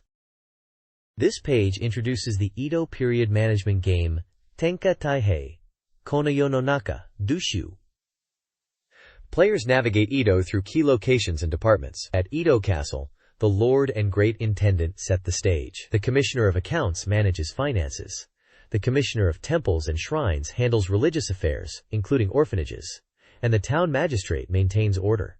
The Onyawaban, the Shogun's secret service, provides intelligence. Outside the castle, districts like Nagatacho, domain projects, Shiba, merchant houses, Kanda, Hiraga Genai's residence, Nihonbashi, merchant hub, Asakusa, entertainment, and Yoshiwara, pleasure district, are explored. The game features dynamic events and emphasizes the importance of citizen feedback in shaping the city's development, with hints of a Goldsmith-style justice system. The core gameplay involves managing departments, interacting with characters, and responding to events to build a prosperous Edo. The next page presents an interview with Yoshitaka Azuma titled, Knife to the Throat. He discusses his musical approach to the game, Virus. Azuma explains that Virus was a challenge for him, aiming for a now sound incorporating jungle beats, despite not typically working in techno or jungle genres. He sees this as a way to test his capabilities and create something unique within unfamiliar genres, emphasizing the thrill of crafting good sounds in new territory. He believes that sticking to one's own genre can be limiting, and appreciates the freedom to explore various styles, even using 8-beat and 16-beat rhythms, and incorporating ethnic elements into the music. On the right side, there's information for the Virus original soundtrack. It's an album released by Avex Trax on September 26, 1997, priced at 2,345 yen. The catalog number is AVD 11595. It features 12 tracks composed and produced by Takanori East, with the True Gate and Virus mix included. The track list includes titles like Theme of the Virus, Mars and the Trancer, Colony Disco, Blue OI Star Bar, Bar on the Beach, Light Reggae, Panics, Battles, The Mystery and the Grief, Leon's Teardrops, Taralis Night, and Ending Theme of the Virus, plus a bonus track called True Gate, Virus Mix, Favorite Blue. There are also a few small screenshots from the game Virus, scattered on the page. Yoshitaka Azuma discusses the challenging sound creation for the game Virus, a process he describes as an 8-month struggle, marked by intense collaboration with the young director. He stresses that game music's primary function is to complement the gameplay experience, working in tandem with visuals and narrative, rather than solely for standalone enjoyment. A timeline of Azuma's career highlights, from 1967 to 1996, reveals his diverse musical contributions. It begins with his folk group, 5 Red Balloons, and his establishment of Newton Studio, a synthesizer hub. Key moments include his Asia trilogy, producing a Shanghai event, and signing with Private Music Record. Notable projects encompass musical production for the Nara Silk Road Expo, National Treasure live performances, soundtracks for NHK's Treasure Island, and work on titles like Panzer Dragoon and Beyond the Ages. This page is an advertisement for Falcom Classics on the Sega Saturn, a compilation of 3 legendary RPG titles, Dragon Slayer, Xanadu, and YS. The ad highlights that these classic RPG masterpieces are being revived on the Saturn in a luxurious, all-in-one package. It emphasizes that the graphics and background music have been completely renewed for a fresh experience. Each of the 3 games offers both an original mode and a Saturn mode, providing 6 different ways to play in total. The ad describes Dragon Slayer as the origin of the Dragon Slayer series, a pioneering action RPG with strong puzzle elements, and notes its success on PC. Xanadu is presented as a side-view RPG with 80 enemy types, 7 abilities, and a setting in the holy city of Xanadu where players face the Demon King Garshis. It's mentioned as a huge hit on PC, with over 450,000 copies sold, and a cornerstone of early RPGs. The advertisement also mentions that the first print edition is a special 2-disc set, including a CD with voice actor dramas, movies, and an illustration collection of game characters. The limited edition 2-disc set is priced at 6,800 yen, and the standard 1-disc edition is 5,800 yen. The release is scheduled for November 6th, with pre-orders being accepted at stores. The ad concludes with a strong recommendation. This is unmissable. This page is showcasing YSI and 2 Eternal for the Sega Saturn, an action RPG, brought to you by Falcom and Victor. The advert features 2 beautiful anime girls with blue hair, who seem to be key characters, emphasizing the emotional and immersive experience YS games are known for. You can see screenshots of the gameplay showing battles and exploration. They're also running a promotion where you can win a Goddess Fina of YS figure, which is a nice bonus for fans. It definitely feels like the SEGA Saturn is becoming a great place to enjoy classic Falcom RPG adventures. This page advertises the SEGA Saturn word processor set by Koei, emphasizing its ability to incorporate photos to make word processing more enjoyable. It highlights features like creating photo stickers, personalizing letters with images, and even using game screenshots in your documents. The set boasts clip art from popular Koei titles such as Tokimeki Memorial and Angelique for added customization. You can use it to create personalized name cards, recipe lists, and even wardrobe inventories. The word processor set is currently on sale for 36,800 yen, and there are also options for an upgrade kit and a digital camera compatible version available at 16,800 yen. It seems like Koei is trying to expand the Saturn's uses beyond just gaming, allowing for creative and personalized document creation. This Reader Submission Corner features a variety of reader contributions. One person humorously recounts their autumn food indulgence, followed by a workplace accident and a broken SEGA Saturn. Another shares their enjoyment of the game Enemy Zero and feeling like dusty old king while playing certain software. A third describes a tense bicycle ride and their partner's differing interest in games, expressing a desire to reach 1,000 kills in a game. Someone else reflects on being approached by strangers, who then quickly depart. A reader details a purchase of Macross at a game shop, surprised by a child's knowledge of the series. Another describes a whirlwind visit from a friend. Finally, the corner includes a call for nickname submissions for the page's illustration, with Saturn software prizes offered, and showcases reader illustrations.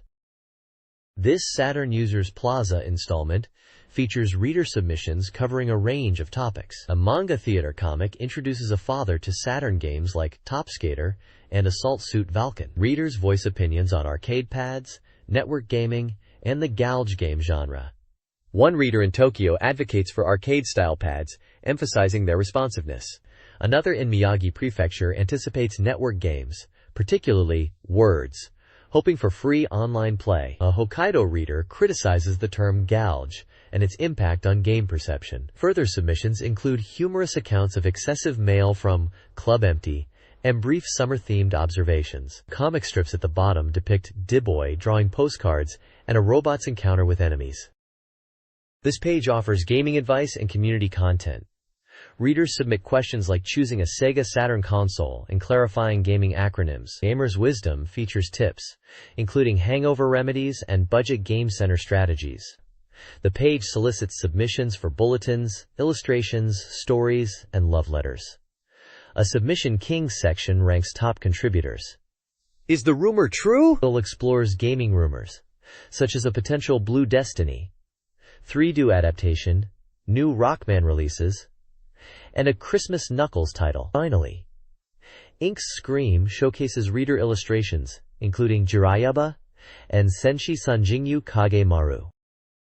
The Park Gallery showcases reader-submitted illustrations. Highlights include Section Chief Ba Yamagata with soft colors, Kido Kaori Kumamoto on a motorbike, and the lauded Battle Circuit art. Mei Osaka earns this week's #1 with a captivating lady illustration. Kajin S. Tokyo surprisingly impresses with monochrome art in the color section. Other featured works include Grandia, art reflecting on gaming, Street Fighter, Aichi, a villainous Sonic the Hedgehog, Kanagawa, a vampire piece, Okayama, and submissions from Fukushima and Yamagata. The information section details submission guidelines, postcard format, black ink only, and a phone number required. Point announcements awarded May and Section Chief Bay points. The gallery concludes with Muscle Strong Robo, Tokyo, featuring the SEGA Saturn Magazine submission address, encouraging further submissions. This page is an advertisement for the Cyberbots Full Metal Madness Strategy Guidebook, titled Saturn MOOC Volume 1. It's hyped as the first bomb of Saturn GAM MOOC, and brags about being the Space-Time Breakout Ultimate Strategy MOOC. It claims expert 2D fighting game writers spent over 3 months creating it, and that it offers a complete guide for both player versus player and player versus CPU battles. Packed with data. The advert emphasizes it's a must-have for fans. Boasting Capcom's staff-drawn illustrations and secret materials are included. It also mentions continuous techniques are covered in detail, from basic to advanced moves. This 160-page, a 5-sized book, from SEGA Saturn Magazine editorial department, is priced at 1,500 yen and is currently on sale. This page promotes SEGA Saturn's information services, particularly the Facts Club. It highlights various sections providing news and updates. Yusei Sega Stadium by Take-chan likely covers game-related content, while AM2 Research on the Facts by Mitsuyoshi-kun focuses on AM2 games. Watanabe Koseki Newspaper offers a different perspective. Minamiun-kun may be a character providing additional content. The page directs users to Joytel and Facts Club for news, provided by Fukuzawa. It also recommends checking stores for Sega Video Magazine and Flash Sega Saturn. Flash Sega Saturn Volume 20 is specifically mentioned, advertising demo content for titles such as Panzer Dragoon Saga and Momotaro Duchuki. Other services, including Sega Joy Telefon and Sega Internet, are presented as additional avenues for information, with content updates happening regularly. The overall goal is to encourage players to engage with Sega's information network. This Sega Saturn page highlights various news and events. Jay's Guitar Shop details a live performance at the Tokyo Game Show 97 by Jun Senue and Band, playing music from games like Sonic and Victory Goal 96. Singer Ayano Hane is holding live concerts in Tokyo, Osaka, and Nagoya, supported by keyboardist Marukuma Hisanori. A small piece celebrates a baby's first birthday. The Sega Public Relations Diary features columns. Take-chan discusses shifting topics after the game show, while Destroyer de Hirano humorously recounts his bill-paying failures. Honey Hanatani is involved in post-recording for a role-playing game and voice recordings for major anime, teasing a well-known voice actor's appearance. Finally, a big postcard collection encourages fan submissions for feedback, and a giveaway offers "This is Cool" t-shirts. This page is a Sega Saturn software databank covering releases from November 1994 to September 1997. It's essentially a user-voted review page, with games listed alongside various data points. The How to Read the Databank section explains that the scores are reader review averages, out of 10. If a game didn't reach a certain vote threshold, it's marked with a hyphen. The page provides a huge list of Sega Saturn games released during this period, with details like release dates, publishers, genres, prices in yen, reader review scores, and compatibility notes like controller types, or if it's for 18-plus audiences. It's a comprehensive overview for Sega Saturn gamers to check out titles and see community opinions at the time. This page is a continuation of the Sega Saturn software databank, presenting a massive list of games for the console. It's packed with titles across many genres, including action, strategy, puzzle, and RPGs, giving a broad overview of the Saturn's library at the time. For each game, you can see details like the release date, the game maker, the price in yen, the game genre, and, importantly, reader review scores and magazine review scores, both out of 10. There are also notes on compatibility, such as controller types or age ratings. It's a really detailed snapshot of the Sega Saturn gaming landscape from that era, showing what games were available and how players and magazines were rating them. You can spot well-known games like Virtua Fighter 2, NBA Jam, Daytona USA, Panzer Dragoon, and Street Fighter Zero, amongst many others, showcasing the variety of experiences the Sega Saturn offered.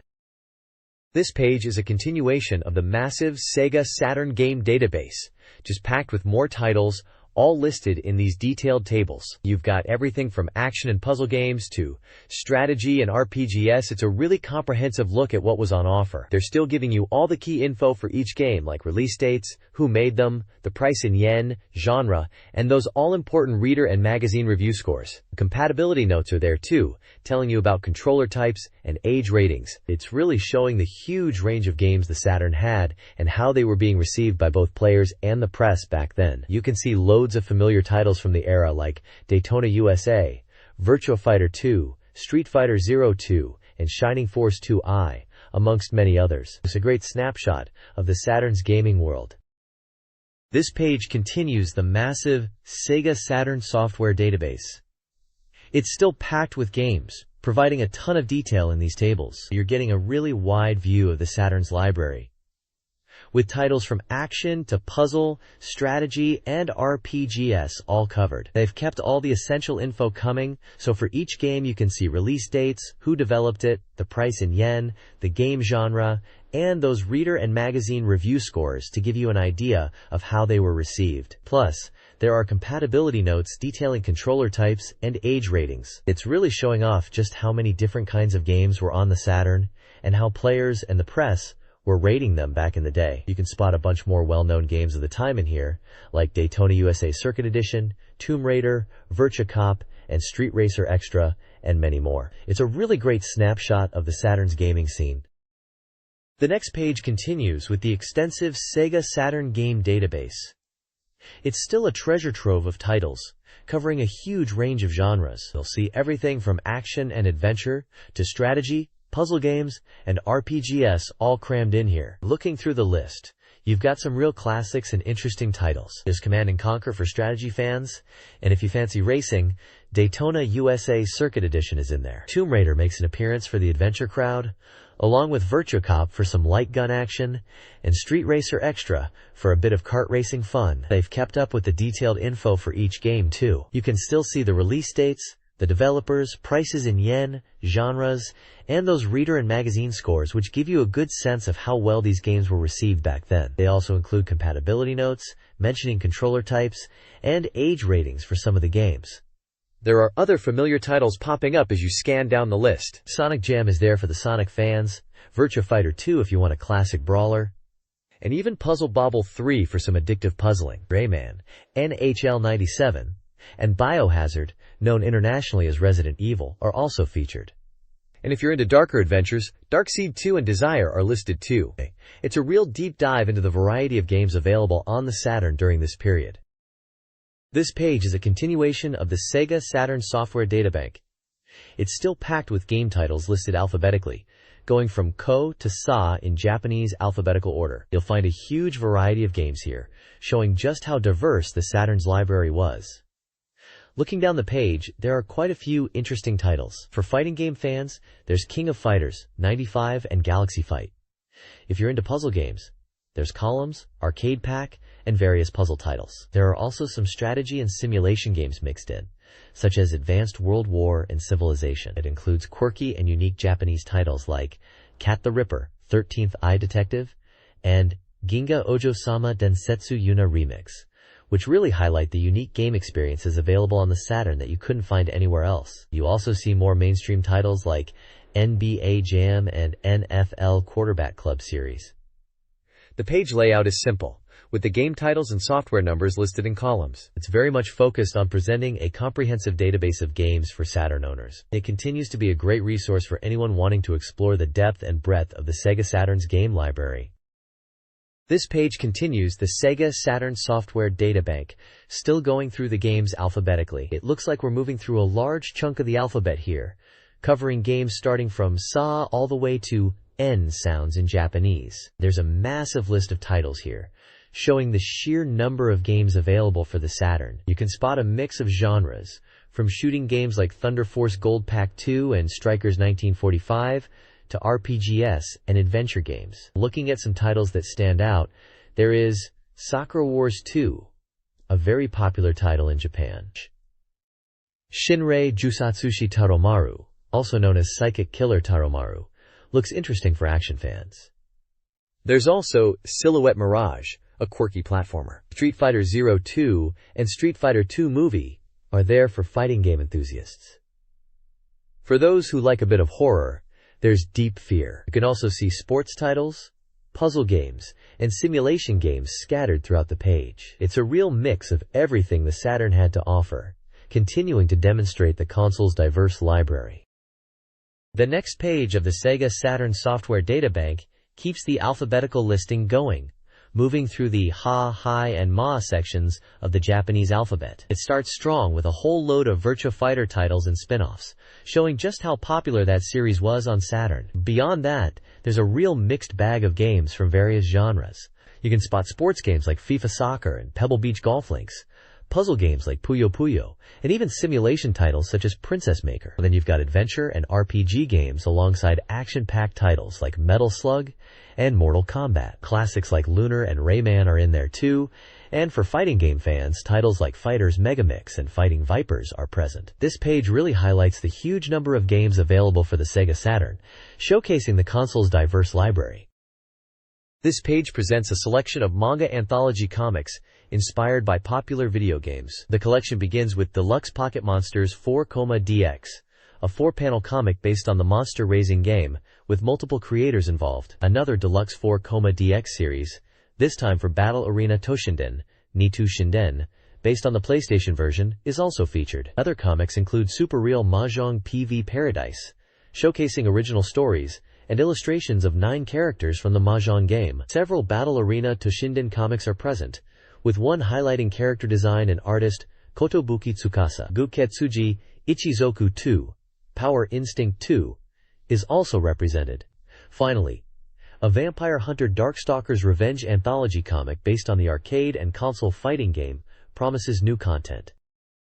This page is all about popular game guides and manga. It's highlighting a Tamagotchi Super Guide book subtitled Tamagotchi Nursery School, which is currently on sale and incredibly popular, having already sold over 200,000 copies. This guide seems to be focused on the Game Boy version of Tamagotchi and promises to explain advanced care tips and introduce various Tamagotchi characters through illustrations and manga. It's designed to be a handy A6 size so you can carry it around easily. Then, at the bottom, there's a spotlight on a Pocket Monsters 4,DX comic book. This is a 4-panel manga based on the Pocket Monsters, or Pokemon, games for Game Boy. It's also doing really well with a large reprint due to its popularity. The cover art is by Ken Sugimori, and it's an A5 size book, 136 pages long, priced at 728 yen. It lists a bunch of creators involved in this comic collection, including Sho Umeyama, Chu Nakamura, and others. It looks like both of these books are big hits.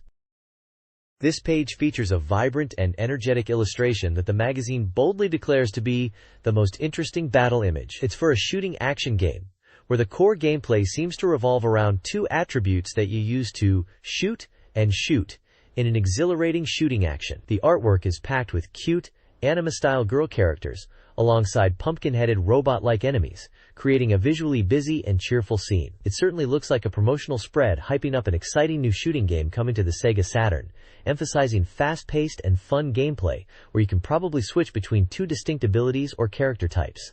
The small text at the bottom is just standard Sega Saturn legal and copyright information. This page is a promotional spread for the game Silhouette Mirage. It features a very eye-catching image with a real kid's face imposed within the game's art style, complete with a quirky hat and pointing finger. The page highlights the game's name prominently with the logo. There are cartoonish characters from the game surrounding the central image, including the cute girl characters and pumpkin-headed enemies mentioned previously. It mentions its exhilarating shooting action and uses the phrase Silhouette Mirage. At the bottom you can see the price listed as 5,800 yen and copyright information for Treasure, and especially, overall, it's a bold and visually playful ad designed to grab attention for this new action game.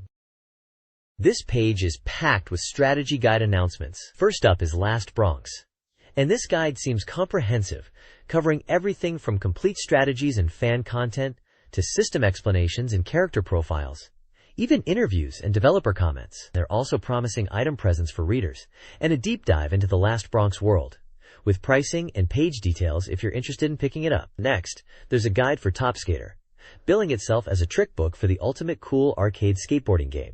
It boasts about covering all the game's secrets, including trick commands for hidden characters, and promising to make you stand out amongst your friends as a top skater. Again, pricing and page details are included. Then we have a bunch of official guides for different games. There's one for Sonic Jam, scheduled for release in early September, and another for Zero Yan Champ Doozy Jage, a racing game on both PlayStation and Saturn, mentioning presents included in the guide. Lastly, there's a guide for magical girl Pretty Sammy, emphasizing some humorous content like thrilling body measurement and swimsuit panic as selling points. All of these guides have their page counts and prices listed. Finally, at the bottom, it's just standard publishing information for SoftBank, the company behind these magazines. Get a free, original telephone card. This giveaway runs from September 5th to October 10th. To enter, select your favorite design from pages 202 and 203 of the magazine. Choose from 15 games, including Virtua Fighter, Sonic Far, and others. Cut out the application. Provide your name, address, phone number, and the card's number and title. Include an 80 yen stamp and a 700 yen postal money order. The deadline is September 30th, based on the postmark. Mail your application to SoftBank, SEGA Saturn Magazine, Editorial Department, Telephone Card, All Applicants Service. Ensure the postal money order isn't damaged and that the application is clearly filled out.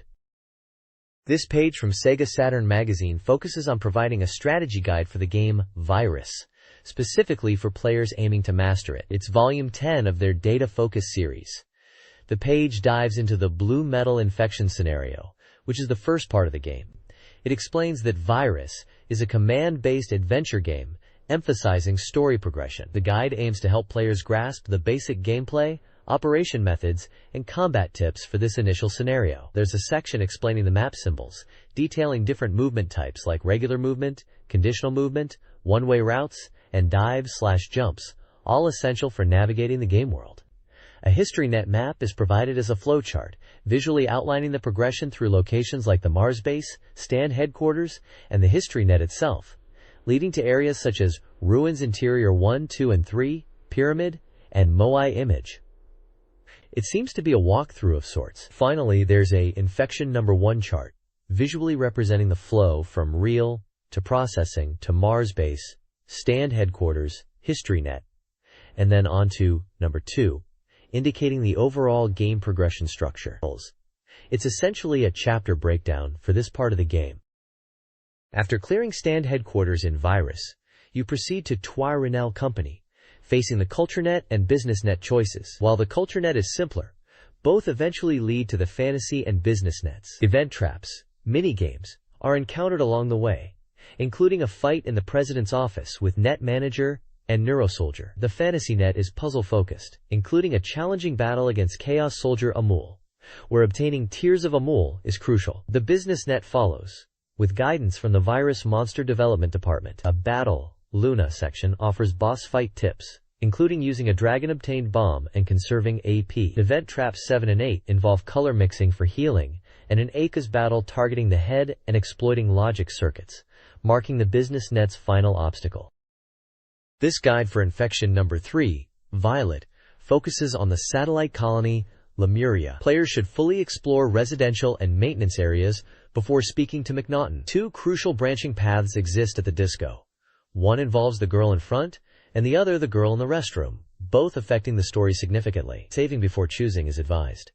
Resort and LiveNet exploration is consistent, regardless of the disco choice, with the Blue Oyster being unimportant for progression. ResortNet is beneficial for attack items. Event traps include a sound puzzle, Trap 9, a color sequence puzzle, Trap 10, varying by disco branch, and a complex wire connection puzzle, Trap 11. The Lemuria map outlines key locations. LiveNet battles feature Red Crow examples. Branch 2 requires obtaining a pearl from the junk shop. Battles, including the difficult Gill battle, benefit from solving the cable connection trap, using shotguns, and utilizing recovery items. The Nuremberg Incident, or Infection Number 4, guides players through a series of interconnected locations following the previous Violet infection. Starting at Mars base, Surge gathers virus intel and meets McNaughton. The journey continues to Twinnell Company, ResortNet, with event traps at Dream Beach, Terrace Night, where Surge investigates Twinnell's activities, encountering In-10 Kark, and finally BusinessNet. In BusinessNet, Surge, assisted by Cheryl and I-10 Kark, confronts Twinnell, who transforms into a virus monster. The guide provides maps and strategies, including how to traverse ResortNet and Terrace Night with speed-based traps. For battles, it recommends shotguns and targeted attacks against Red Crow. The Twinnell fight requires Accelera 25, shotguns, and single-shot attacks. General advice includes utilizing items, the history net, leveling up, and net bombs for difficult battles. A flowchart illustrates the progression through different areas and save points. This page details Infection Number 5 Net Army in what seems to be deep fear, continuing the story after the previous events. It guides you through the networks, starting from Mars Base and progressing through LawNet, CultureNet, and finally to Lemuria. The page highlights specific event traps within these networks, giving you clues to solve them. For example, Event Trap 14 requires you to select all but death penalty to narrow down the suspects to 3, while Event Trap 16 gives a program sequence: left 6, up 4, wait 5, UP3, left 1, wait 2, cut, for Lemuria's transporter protection program. It also explains branching paths. Branch 1 focuses on Relive Net then Resort Net for a smoother progression. Branch 2 takes you directly to Resort Net then Relive Net, which is slightly more complex. A map of Relive Net is provided, showing locations like Sanatorium Reception, Nurse Center, Examination Room, Operating Room, and more. The LawNet section is briefly mentioned, and a Battle, Red Crow section advises on fighting evolved Red Crows, recommending players enter the Royal Office with full health and Accelerator, emphasizing conserving AP, and using Accelerator for attack when AP is low to avoid defeat. Finally, a flowchart at the bottom visually summarizes the progression through Stand HQ, LawNet, CultureNet, and Lemuria, with save points indicated. This section of the Deep Fear Guide focuses on the cyberdrug infection, specifically detailing choices after defeating Red Crow. Players must choose between FantasyNet and ReliveNet from Stand HQ. This choice impacts the ending. FantasyNet features 4 battles across Holy Lake, Sunken Ship 2 and 1, and Ruins 2. Effective oxygen tank management is crucial. ReliveNet offers a shorter path with 3 battles. Both paths are recommended for a complete virus story experience. Battle tips are provided for specific enemies. Guile requires careful resource management. Dona demands precise weak point targeting.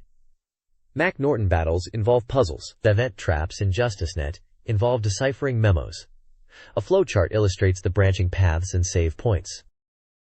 The next page is a deep dive into the item shops and videophone data in the game. It starts with a videophone number list detailing various contacts you can call. For example, calling Stand HQ is 0110, information retrieval is 0104, and Twinell is 2100. There are notes alongside some contacts, such as BusinessNet and CultureNet, which are linked to branching paths in Chapter 2. Some contacts like Sherry and Cyberjail just say none, and others are hidden phone numbers. Then there are item price lists for 4 different shop locations: Interlibrary, Orgol, Junk Shop, and Adjust Shop. Each shop lists purchasable items like Reform 25, Accelerator 25, Vaccine Bullet, Magnum Bullet, Net Bomb, and Net Flash, along with company shares like Kita Technical Industry, Apple, Microsoft, Sony, Square, and Twinell, but most of the share prices are blank. The base prices are given for some basic items, such as Reform 25 at 100, Accelerator 25 at 200, Vaccine Bullet at 200, Magnum Bullet at 500, and Net Bomb/Flash at 3000. It mentions that these prices are for when your Surge license rank is at level 1, and prices will change as your rank increases, making the listed prices just a basic guide. This page is all about Sakura Wars merchandise, specifically focused on a Sakura Wars activity photo collection film book. This book is packed with memorable scenes from the game, boasting high-quality film book captures and dialogue from the game. It features all the characters from Sakura Wars, and it's stated to be a must-have for fans. The book is B5 size, 144 pages, and priced at 1,200 yen. There are also adverts for other Sakura Wars-related books. Sakura Wars Imperial Assault Secret File is listed at 1,437 yen and is currently on sale. Sakura Wars Original Picture and Setting Material Collection is priced at 1,942 yen and also available. Finally, there is an advert for the Flower Group Matchup Columns Official Guide, priced at 933 yen. This guide covers all game modes, basic techniques, and character specifics, aiming to be comprehensive for both beginners and advanced players. It promises hidden techniques and story mode enjoyment. This page introduces the second chapter of Azure Crimson Squadron, The Unknown Efficacy of Fireworks, a full-length science fiction novel serialized in SEGA Saturn magazine. This story is based around the world of the game Terra Diver, known as Tsukyu Gurentai in Japan, and focuses on the private defense force called Azure Crimson Squadron, belonging to the company Jurei. They undertake dangerous and critical missions, often acting as troubleshooters. The story features 3 pilots of the Azure Crimson Squadron: Yasashi Takaori, Ibuki Ryota, and Kunimura Rika. It's described as a drama that unfolds around these characters and the people involved with them. The page also provides a summary of the previous chapter, setting the scene on September 18, 2056, in Tokyo. An unidentified bombing machine, codenamed Black Shadow, attacked Jurei's main headquarters in Ota Ward. The Japan Defense Force, or JDF, and the Azure Crimson Squadron were deployed to handle the situation. Pilot Mikazuki, among others, was instrumental in confronting and destroying the Black Shadow, using skillful maneuvering. Even though complaints arose from residents due to the aerial combat, and a terrorist group calling themselves the Small to Medium Business Liberation Front issued a statement, these events are downplayed as minor in comparison to the larger issue at hand, hinting at a deeper and more significant problem related to the Azure Crimson Squadron and a certain dispatch operator. This page continues the Azure Crimson Squadron, The Unknown Efficacy of Fireworks novel, set in the Terra Diver universe. The story develops with characters like Yasashi and Mikazuki discussing the recent Black Shadow attack. They are questioning if the attack was just a diversion, and whether the Small to Medium Business Liberation Front is a real terrorist group or just a cover. We are introduced to Kunimura Rika, a pilot who is returning, and another new pilot who is her junior.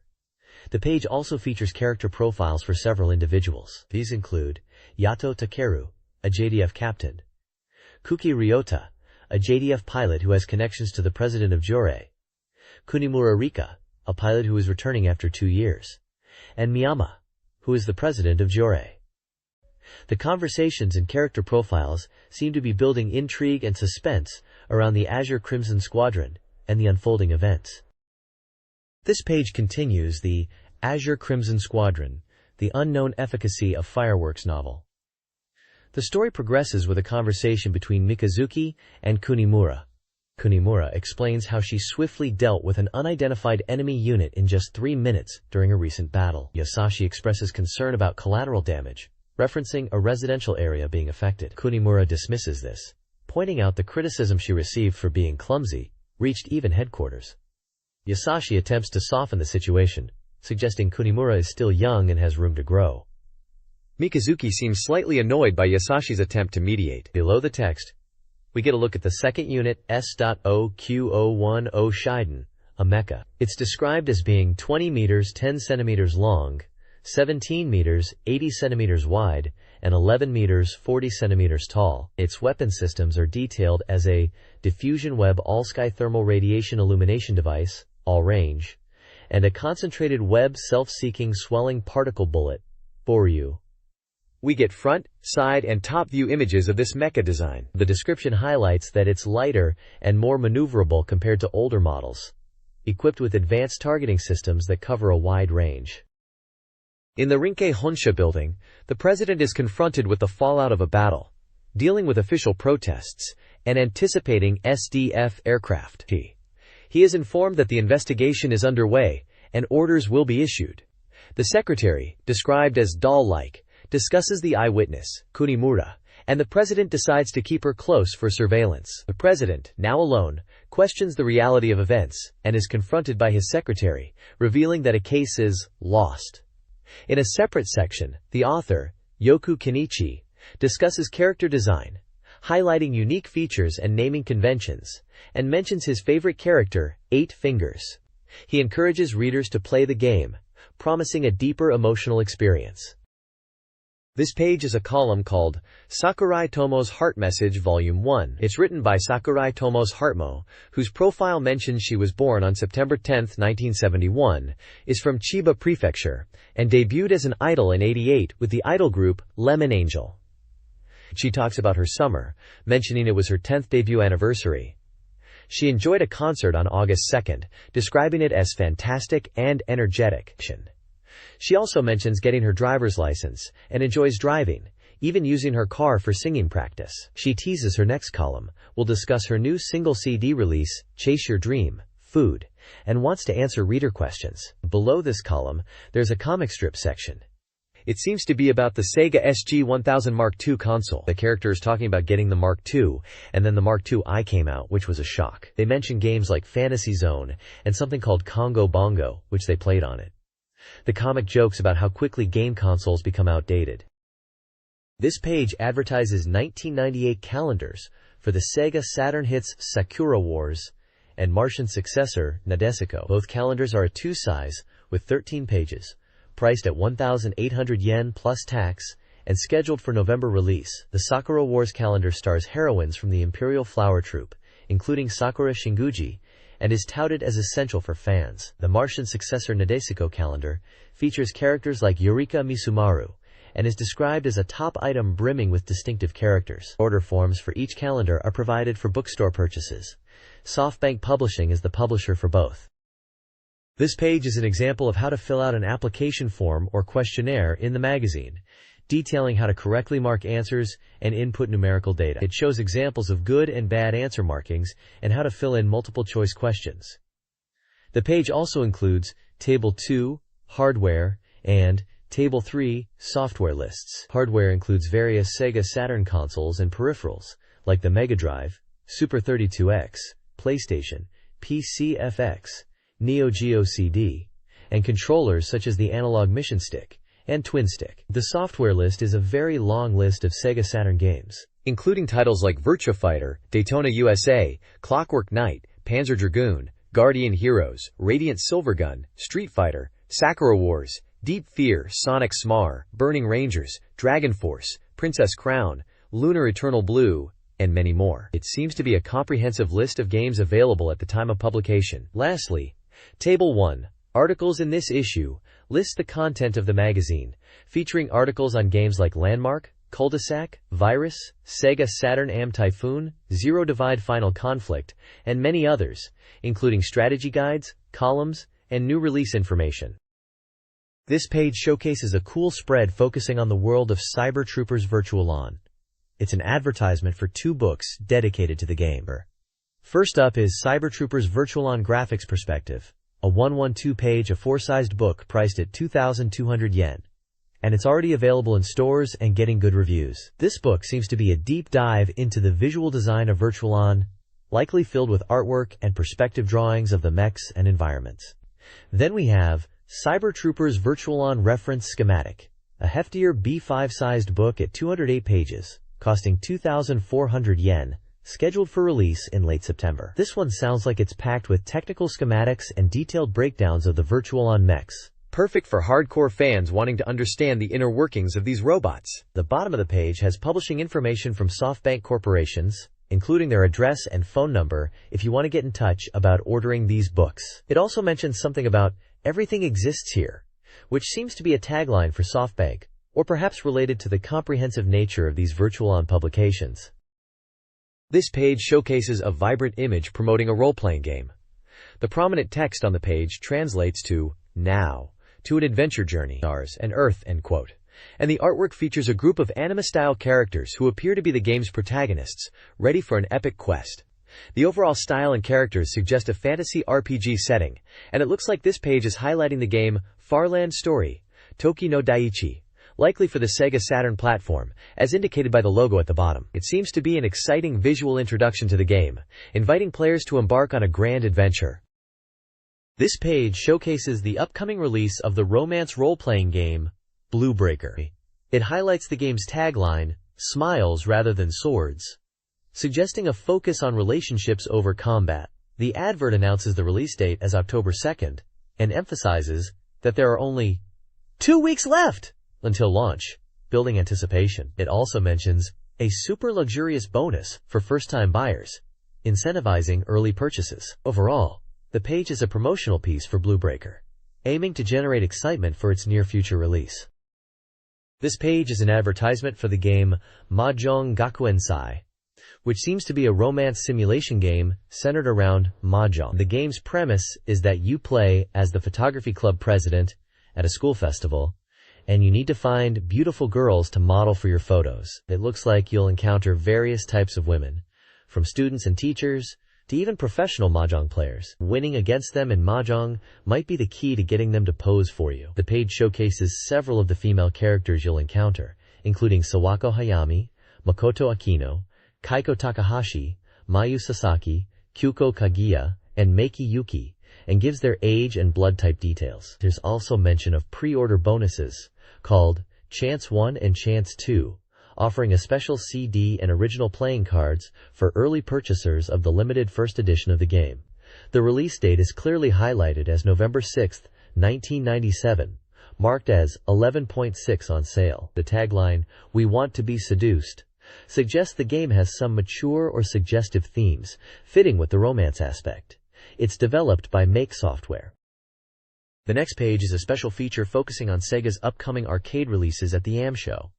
It's titled, Rousing Sega Arcade New Work Rush Special Feature. The big highlight is Cyber Troopers Virtualon Oratorio Tangram, touted as the last masterpiece of the century. They're boasting about showcasing a playable 6-player version at the AM show, even though development is only 30% complete at this point. Apparently, out of 12 cabinets planned, 6 will be playable during the show, and this is definitely expected to be the biggest draw of the AM show. The article also mentions a sneak peek at the new Temjin design in Oratorio Tangram and promises interviews with the familiar developers, including Mr. Wanata, Mr. Ozaki, and Mr. Arai, in a Super Scoop interview. There's a list of other Sega arcade games being featured as well, including Virtua Fighter 3TB, Scud Race Plus, Get Bass for some fishing action, Sega Water Ski for water sports, Ski Champ for skiing, and Motor Raid for futuristic bike battles. It seems like Sega's bringing a strong lineup to the AM show, covering various genres from fighting to racing and sports games. The page emphasizes that this is a must-read preview before attending the AM show to get the inside scoop on these exciting new titles. This article is an emergency interview about the upcoming Virtualon Oratorio Tangram. The new Temjin unit is revealed with a modern design.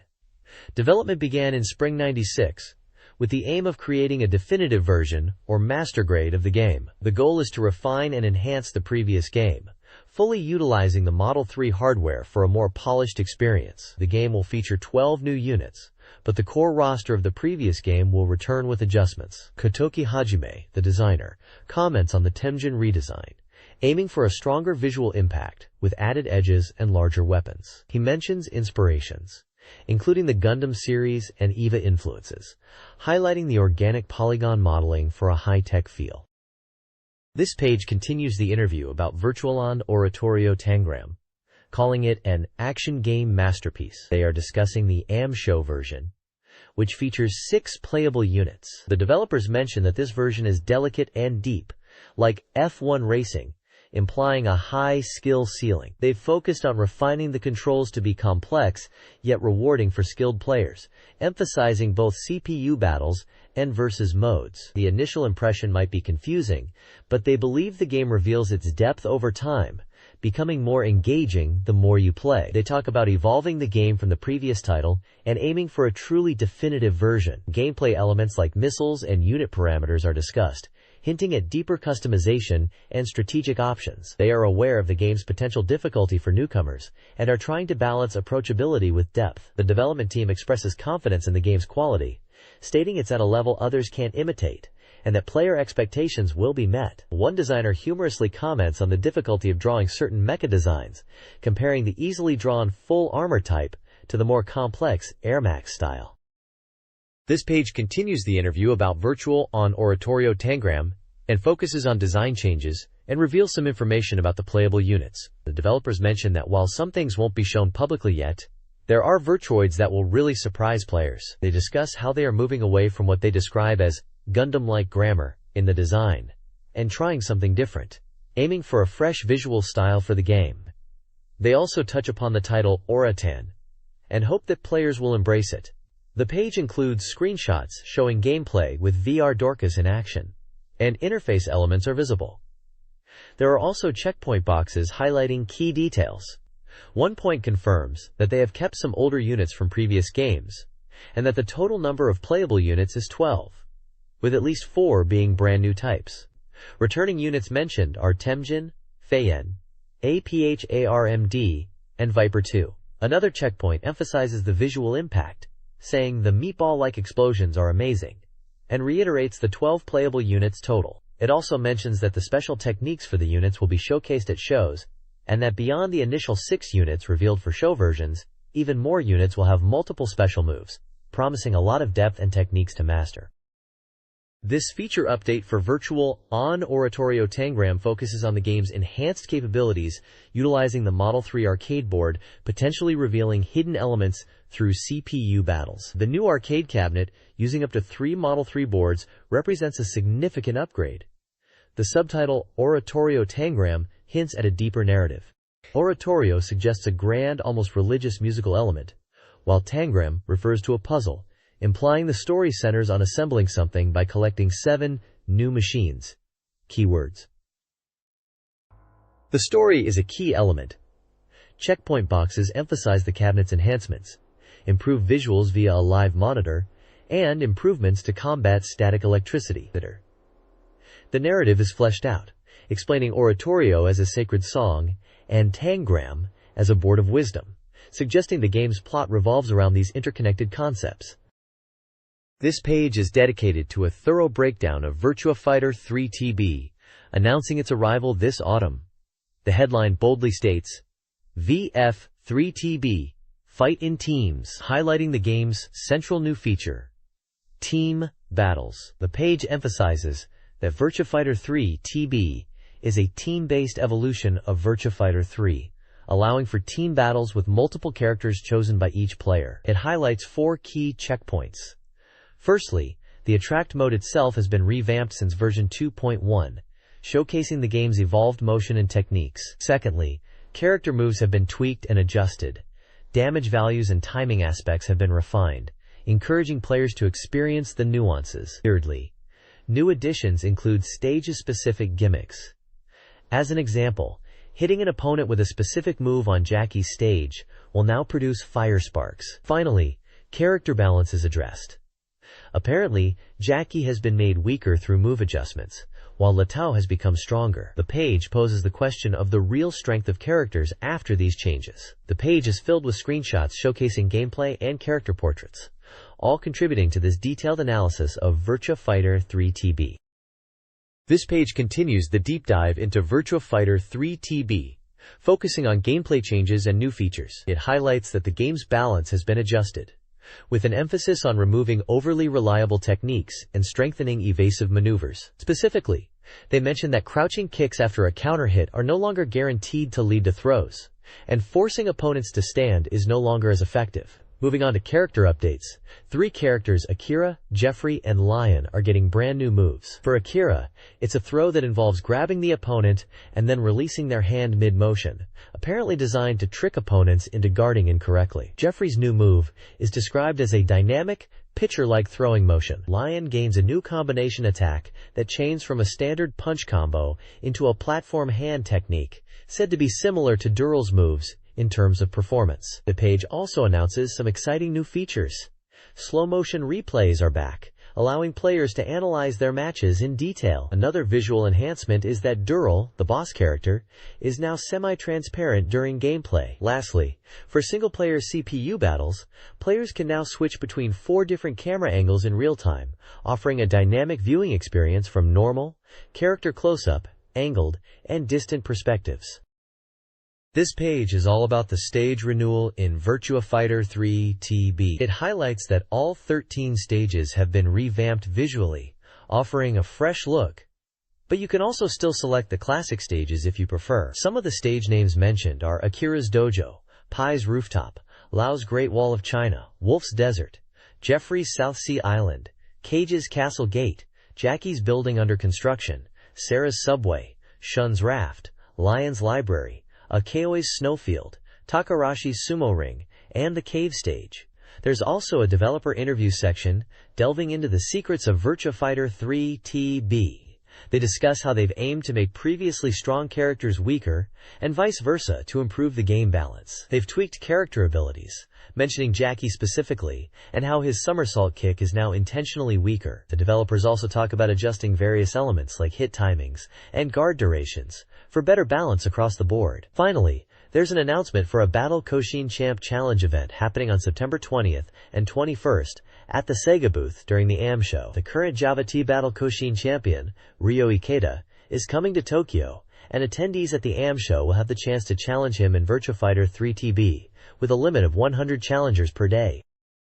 This page introduces Get Base, a super realistic base fishing simulator arcade game using Sega's Model 3 hardware. It's described as a popular sport where you lure and catch black bass in a lake, and this game lets you experience that thrill. You operate a rod and reel, cast lures, and when a bass bites, you fight it, feeling the line move realistically, just like real fishing. The page highlights different aspects of the gameplay, like selecting from a variety of lures to match the fishing conditions. You need to aim and cast your lure strategically, considering the location and behavior of the bass. There's also a section with developer comments, emphasizing the game's realism, from lure movement to fish reactions. They mention going fishing themselves for research to perfect the game. The dedicated arcade cabinet is showcased, featuring a large 50-inch screen and a realistic reeling mechanism. They also announce a Big One contest happening at SEGA booths during the AM show in September, where players can compete to catch the biggest bass on the Get Base mini-stage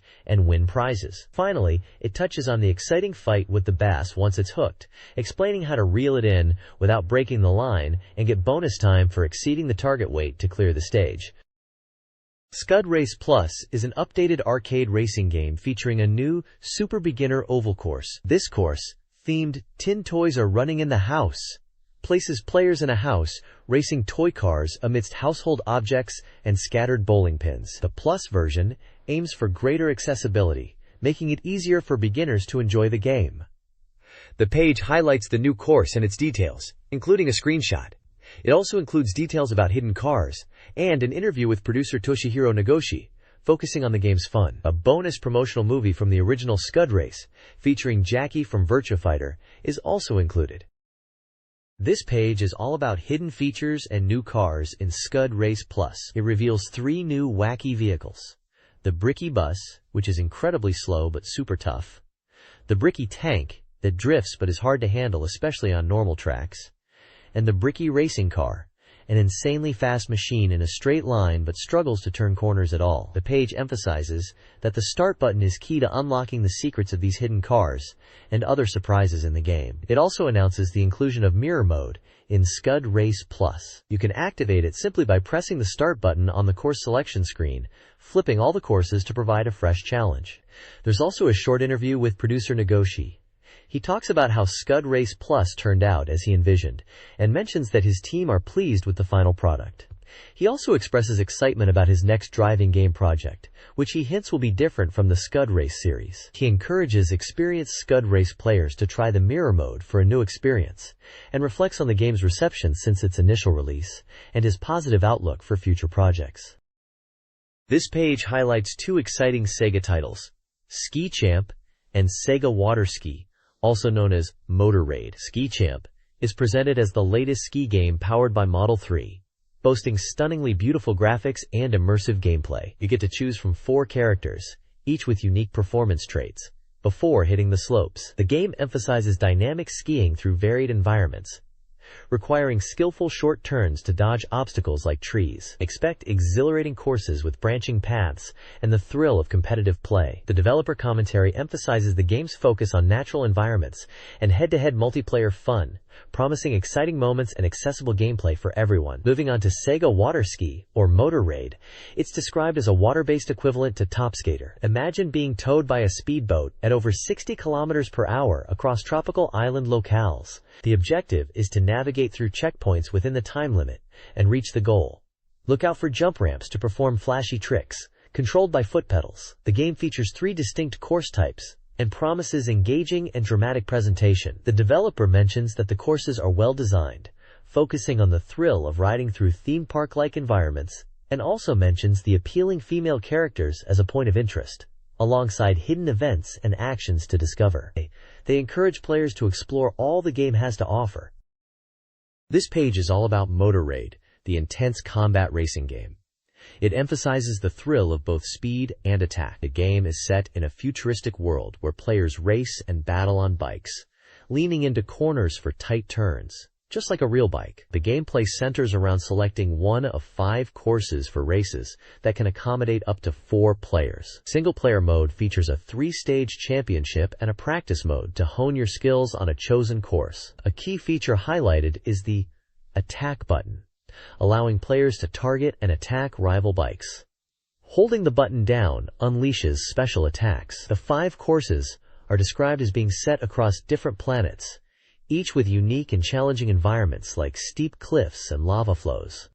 Course names include Yendas, Ido, Reef 8, Junos, and Bowel. The page introduces the 4 playable riders, Io, Robin, Gunts, and Gaika. Each character possesses different strengths in attack power, acceleration, grip, and top speed, allowing players to choose a rider that matches their preferred racing style.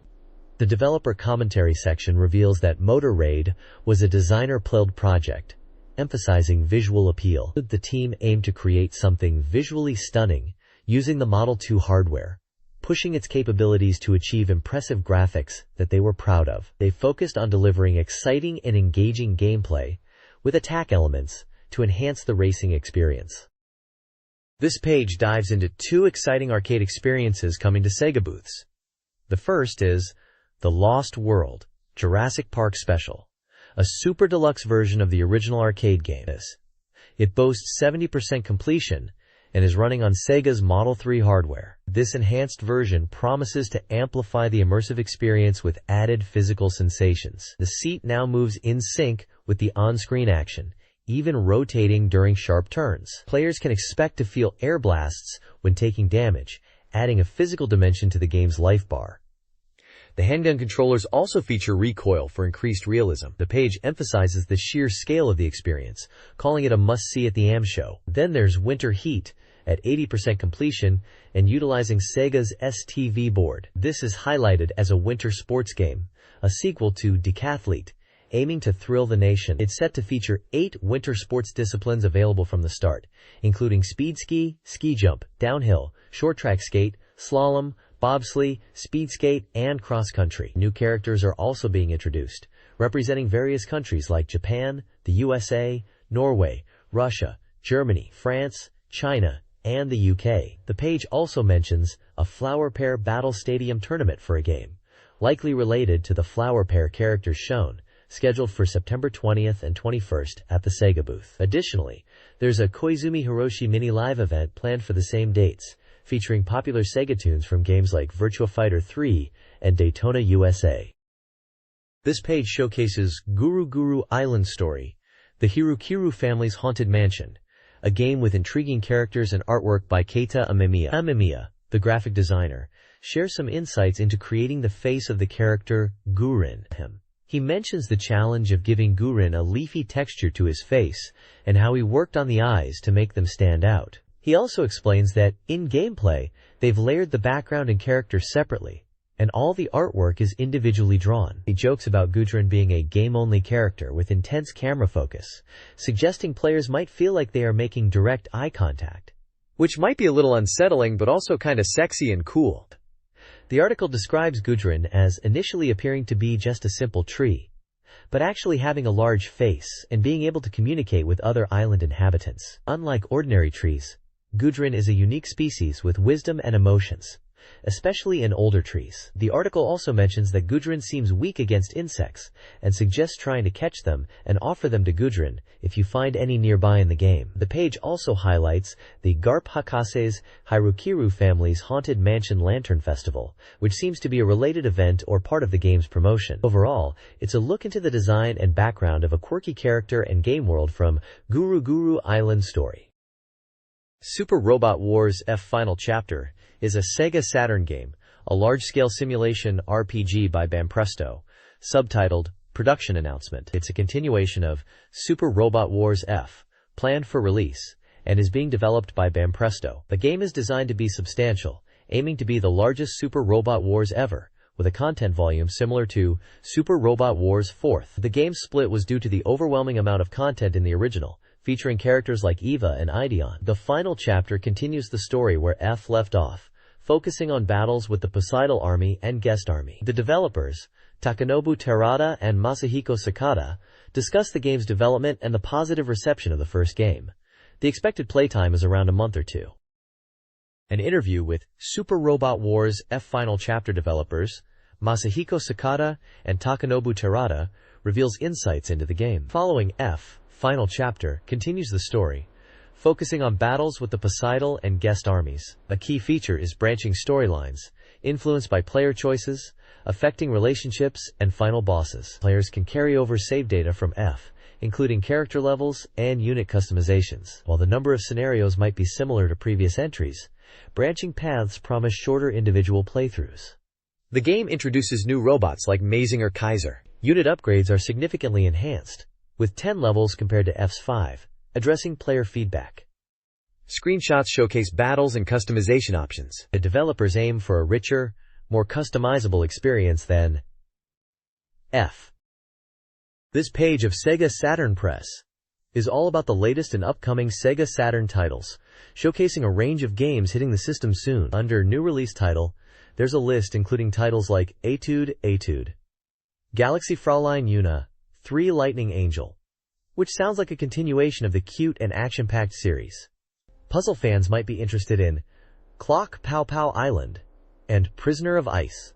Also listed are strategy power-up kits for Nobunaga's Ambition and Romance of the Three Kingdoms, alongside an intriguing title called Reflection Spark. Moving to Coming Soon Soft, we see some heavy hitters on the horizon, like the RPG Suikoden and Mobile Suit Zeta Gundam, After Story in Space, which is obviously from the Gundam universe, and probably a mecha action title. Fans of puzzle games might be looking forward to Madu Monogatari. And there's also Kyan Kyan Bunny Extra, Sega Ages Memorial Selection Volume 2, which is likely a collection of classic Sega games, a mystery game titled Psychic Serial Murder Case, and even a patch-a-slot game for those who enjoy virtual slot machines. The page also features some cool screenshots of mecha action, giving a visual taste of what to expect from some of these games. It's a good overview of the diverse gaming experiences heading to the Sega Saturn. This page showcases the game Etude, provisional title, by Takuyo, an adventure game suitable for all ages that's still in development without a set release date or price. The game's tagline emphasizes finding your own path in life, encompassing future aspirations and romance, with a claimed million ways to live your life in the game. It's presented as a life simulation where you experience the period after high school graduation. Playing as either a male or female protagonist, you'll navigate daily life and strive to achieve your dreams. The game is structured around information gathering and scenario progression, with your choices and achievements influencing your post-graduation path. The daily life aspect and freedom of action are highlighted as enjoyable features. We get introduced to some of the characters. The female protagonist, Hitomi Saiki, is a sporty and diligent tennis enthusiast. On the other hand, Tatsuya Gunji is the male protagonist, described as decisive but hesitant to act independently and currently living alone. Other characters include Akeo Ayuse, who is quiet and enjoys tea and photography, and Mayu Yamada, a positive but self-centered girl. There's also Fumiaki Katagiri, a high school gambler and seemingly a smooth talker, and Shun Kusanagi, who might seem like a troublemaker, but has a polite side. The page gives a good overview of the game's premise and some of the personalities you'll encounter in this life simulation title. Galaxy Fraulein Yuna 3. Lightning Angel, a tactical adventure game for the Sega Saturn, is coming on December 4th, published by Hudson. The game features adventure scenes, where player choices influence the story, and mission scenes, with tactical simulation battles. In adventure scenes, players interact with characters, while mission scenes involve strategic combat and team building, including recruiting allies. The game aims to be accessible to newcomers, while also offering a rewarding experience for existing fans. The story will be explained for those unfamiliar with the series. Tomosa Yokoyama, the voice actress for Yuna, narrates the game.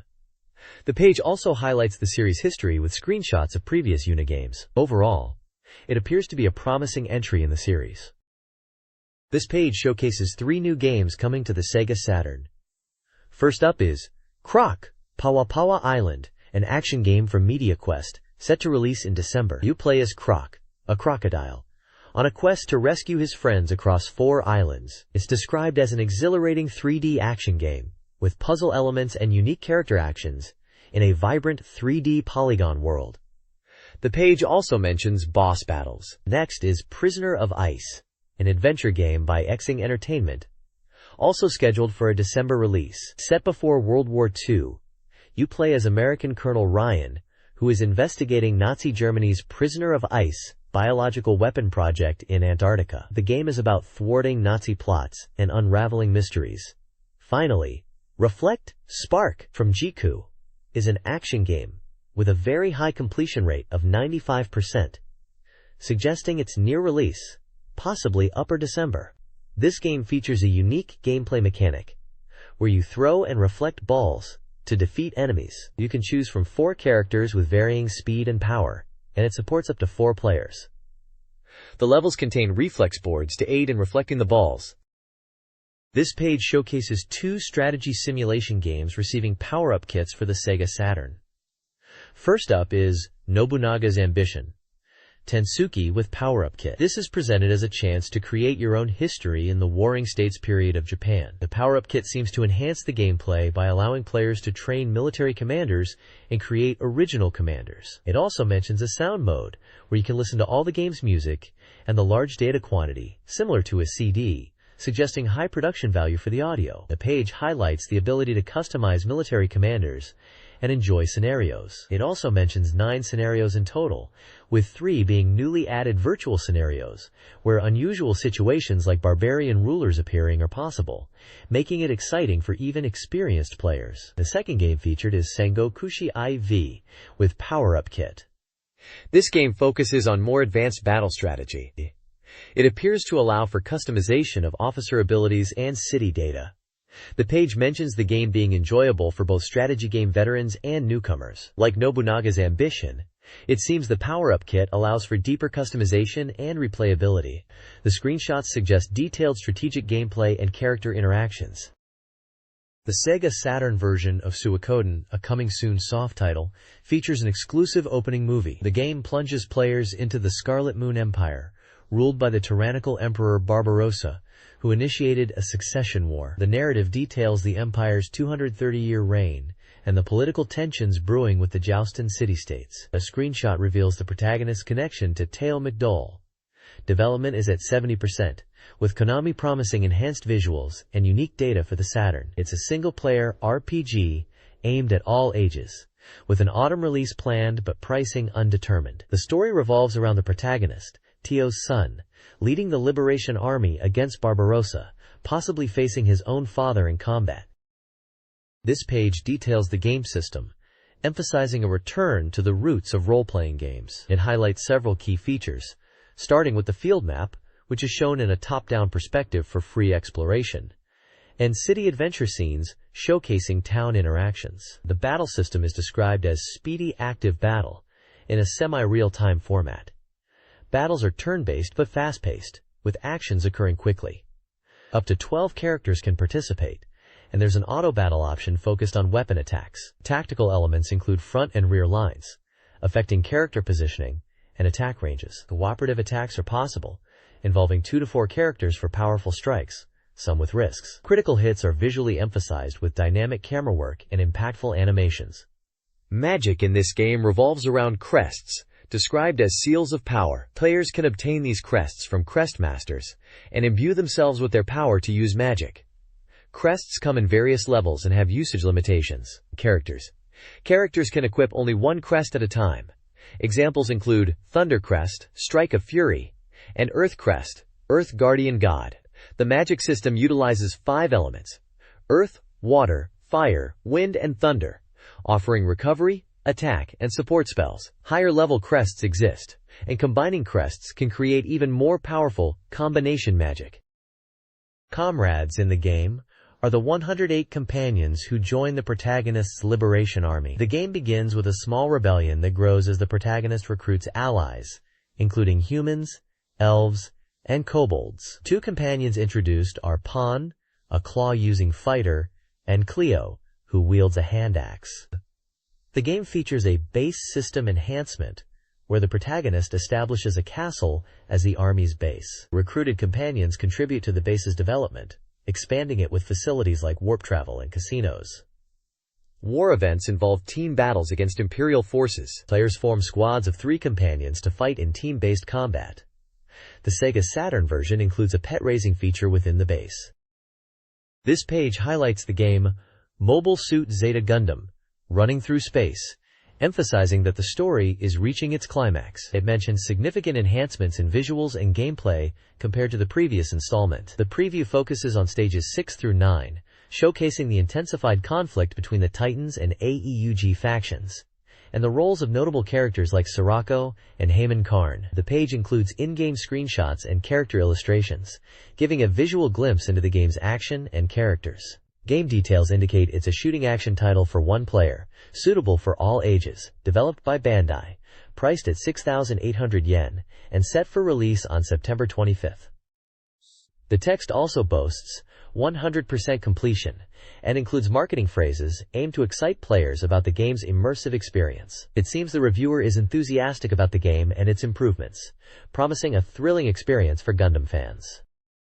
Stage 6 of Mobile Suit Zeta Gundam, Running Through Space, places players in a lake and marsh environment, controlling Char Aznable in the Hyaku Shiki. The mission involves investigating mobile suit attacks, facing hidden Hyzacs, and ultimately, Haman Karn in the Gazak. The Gazak's powerful mega-particle cannon demands strategic resource management. The Hyaku Shiki, comparable in performance to the Zeta Gundam, favors charged attacks and rapid fire with its mega bazooka launcher, and is considered advanced due to its nuances, despite its high mobility, particularly on the ground, and beam rifle speed. Pilot levels carry over from previous games, impacting difficulty. Support units are available to assist players with lower levels, but are unavailable during boss battles. This page focuses on Stage 7, Awakening, of Mobile Suit Zeta Gundam Part 2. The scenario revolves around Rekoa Londe, who has turned against the Argama and joined the Titans, becoming an enemy. The Argama discovers the Titans are modifying Grips 2 into a colony laser and heads to investigate. They encounter Rekoa, now aligned with Sirocco and the Titans. Basque Ohm, aiming to silence dissent, orders a gas attack on Side 2 as proof of Rekoa's loyalty to the Titans. In this stage, players will face a mixed enemy force of Hyzacs, Galbaldi Betas, and Marasais. Although numerous, it's described as a relatively manageable stage, encouraging players to focus on quickly defeating enemy units. The page also details the objectives of the main factions. AEUG aims to reform Earth Federation policies and liberate Spacenoids from Earth's gravity, while the Titans, initially formed to hunt Zeon remnants, now prioritize maintaining Earthnoid dominance over Spacenoids, and have taken control of the Federation forces in preparation for a decisive battle. Axis, led by Mineva Zabi, seeks to rebuild Zeon and is opportunistic, looking to join forces with the stronger side, using the asteroid base Axis as their stronghold. Sirocco, acting as a Titan, seeks to seize power within Jupiterus and the Titans, aiming for complete control after manipulating Jamatov. This page continues the coverage of Mobile Suit Zeta Gundam Part 2, moving on to Stage 8, titled Space Vortex. This stage focuses on Operation Maelstrom, where the goal is to seize the colony laser from Haman. To stop Grips 2 from reaching Granada, the AEUG reluctantly accepts support from Axis, led by Haman, who demands the restoration of the Zabi family in return. Meanwhile, the Titans have lost their strategic base at Zidane's Gate. Camille is deployed to engage Haman's forces, specifically her Quabeli mobile suit, which utilizes funnels for devastating all-range attacks and close combat. The text emphasizes the need to anticipate and counter Haman's attack patterns to achieve victory. The page then transitions to Stage 9, within Rosamia, introducing the rampaging Psycho Gundam Mk2, piloted by Rosamia Badam. Despite the success of Operation Maelstrom, Axis is still falling towards Granada, and to prevent the worst, the Argama confronts the Psycho Gundam Mk2, sent by Basque. This new Psycho Gundam is described as even more powerful and durable than its predecessor, requiring players to brace themselves for a prolonged and challenging battle against Rosamia, who, in her madness, reminds Camille of 4 Murasame. This page is dedicated to Madhu Monogatari on the Sega Saturn, showcasing the very first screenshots of the game. It's exciting news for fans, as this is the Saturn version being revealed. You can see in-game shots with familiar characters like Arcele, Rulu, and Scherzo, with their character portraits and health bars. There's also a glimpse of what looks like an overworld map. The page mentions the game is currently 40% complete and under intense production, with a planned release in winter at a price of 5,800 yen. It's confirmed to be an RPG for a single player. There's a character spotlight focusing on hero Ragnar, described as a righteous and sometimes childish hero, hinted to have some kind of curse or secret related to his changing age. The developers are aiming to renew the series from its PC roots, focusing on enhanced graphics, sound, and overall quality on the Saturn hardware, aiming for high-quality presentation in all aspects of the game. They seem keen to deliver a polished and captivating experience for players. This page delves deeper into the battle system of Madhu Monogatari on the Sega Saturn, highlighting that for the first time in the series, battles will feature party play, making encounters more lively and exciting. It really looks like they are pushing the Saturn hardware to deliver a top-notch experience with improved graphics and sound. There's a queue and a section clarifying some game mechanics. Firstly, they address SP, which is mentioned alongside HP and MP, explaining that while it's still under wraps, it's hinted to be like a special move gauge, similar to fighting games. And another question asks about character action patterns, to which the developers respond that it's still being worked on, but they are putting a lot of effort into the battles this time around. Finally, they address the role of Carbuncle, wondering if it provides support. Apparently, Carbuncle might shoot beams from its gem, but the developers playfully suggest not to expect too much help from it in battles. The page also introduces two characters: Minotaur, described as Rulu's loyal minion who's secretly infatuated with her, and Satan, the prince of the demon world, who's also infatuated with Arparbal and constantly plotting schemes. Lastly, there's a mention of a limited promotional video for Madhu Monogatari that was distributed at the Tokyo Game Show on September 6th and 7th. This video was exclusively made for the show and apparently features high-quality animation, promising a lot for fans eagerly awaiting the game.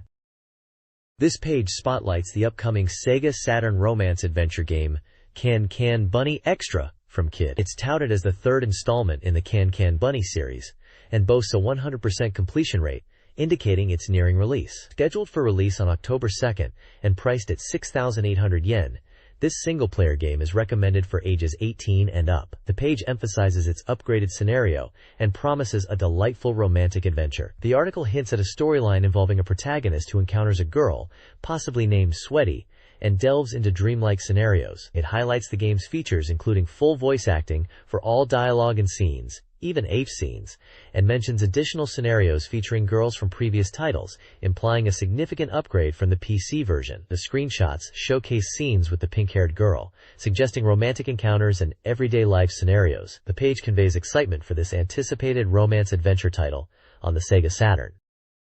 This page outlines various locations in a city, likely from Can Can Bunny Extra, where the player can meet different types of girls. 11 spots, AK, are described, each offering a unique encounter: a prep school, scenario writer, hotel street, club girls, moon road, cute girls, a department store, manga artists, marui, fashionable women, a luxury hotel, someone needing company, a gathering place, aspiring manga artists, a residential area, elegant ladies, a hospital, mysterious girls, a library, bookish girls, and a station area, aspiring manga artists. The page hints at character connections, potentially including Rika and Sakamoto Haruna, while mentioning emotional feelings and a glasses girl aspiring to manga artist. Otsuki Mari is also referenced, reinforcing the game's connection to Can Can Bunny Extra and setting the stage for player encounters.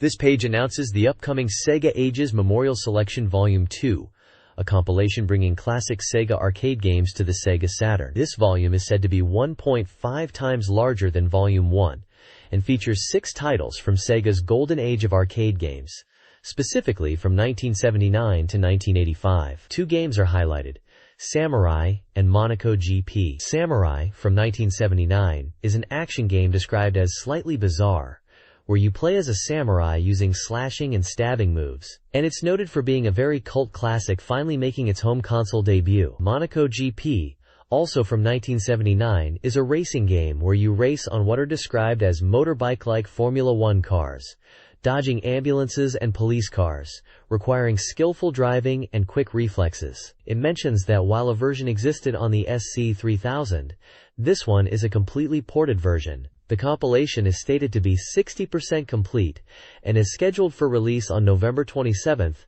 for 4,800 yen. It will support 12 players in variety play modes, and Monaco GP will have racing controller support. The reviewer reminisces about 1985, mentioning it was the year the Osaka Tigers baseball team first won the Japan Series, linking the nostalgia of that time period to the games included in this collection.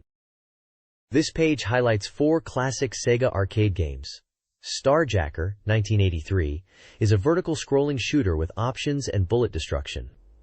Doki Doki Penguin Land MD, 1985, is a puzzle action game where a penguin delivers eggs, with ports to the Sega Mark II and Mega Drive.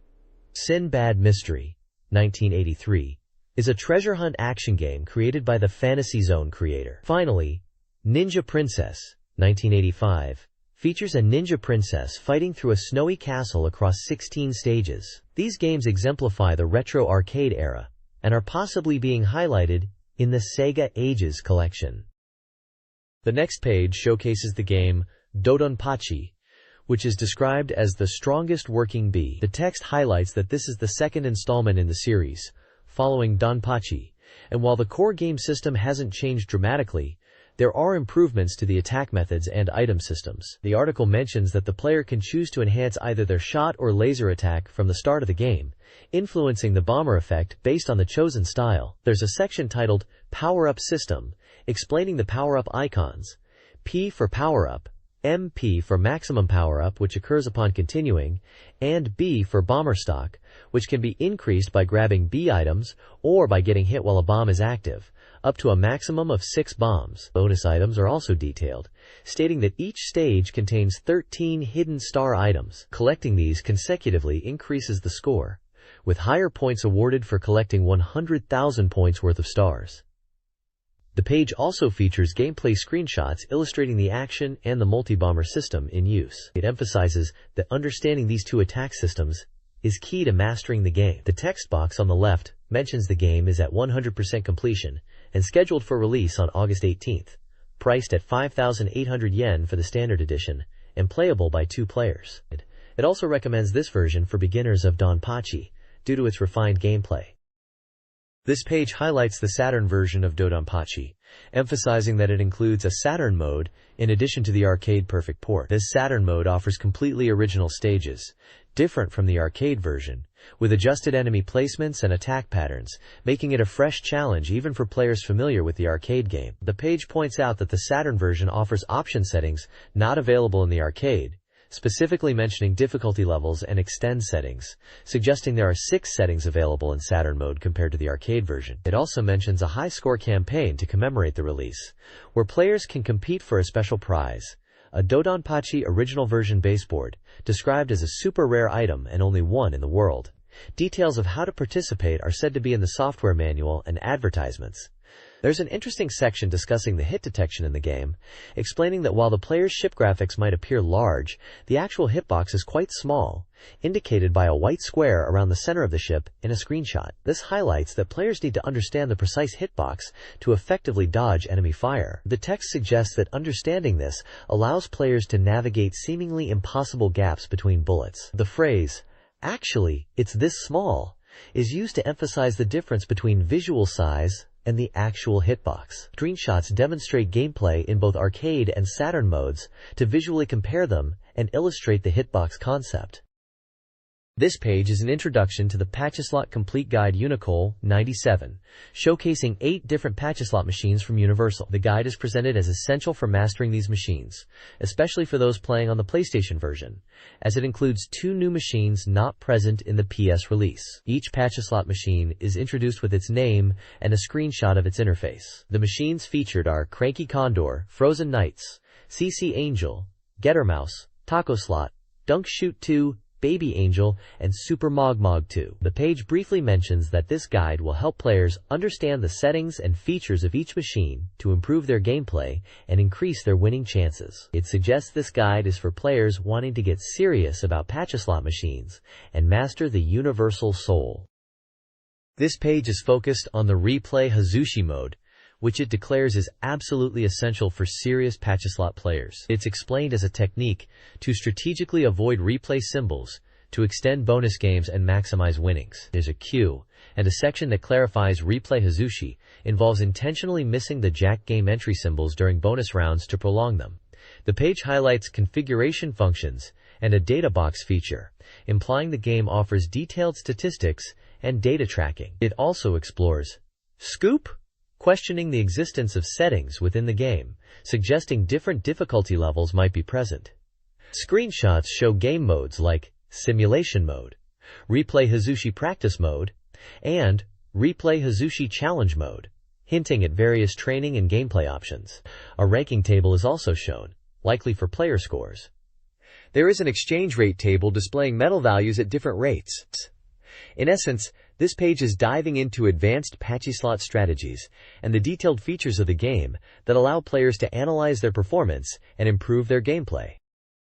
This page announces the results of the SATURN Magazine Cup Battle Royal, a tournament held using the horse racing simulation game Yushun Classic Road, which sounds like it might be related to the Derby Stallion series. The grand prize for the winner was a brand new PC and Windows 95, along with the classic Road 4 game, which is pretty cool. It looks like several races were simulated as part of this competition, and the winners are highlighted. We have the Hanshin Sansai Himba Stakes and Asahi Sansai Stakes, both won by Zakrovienas.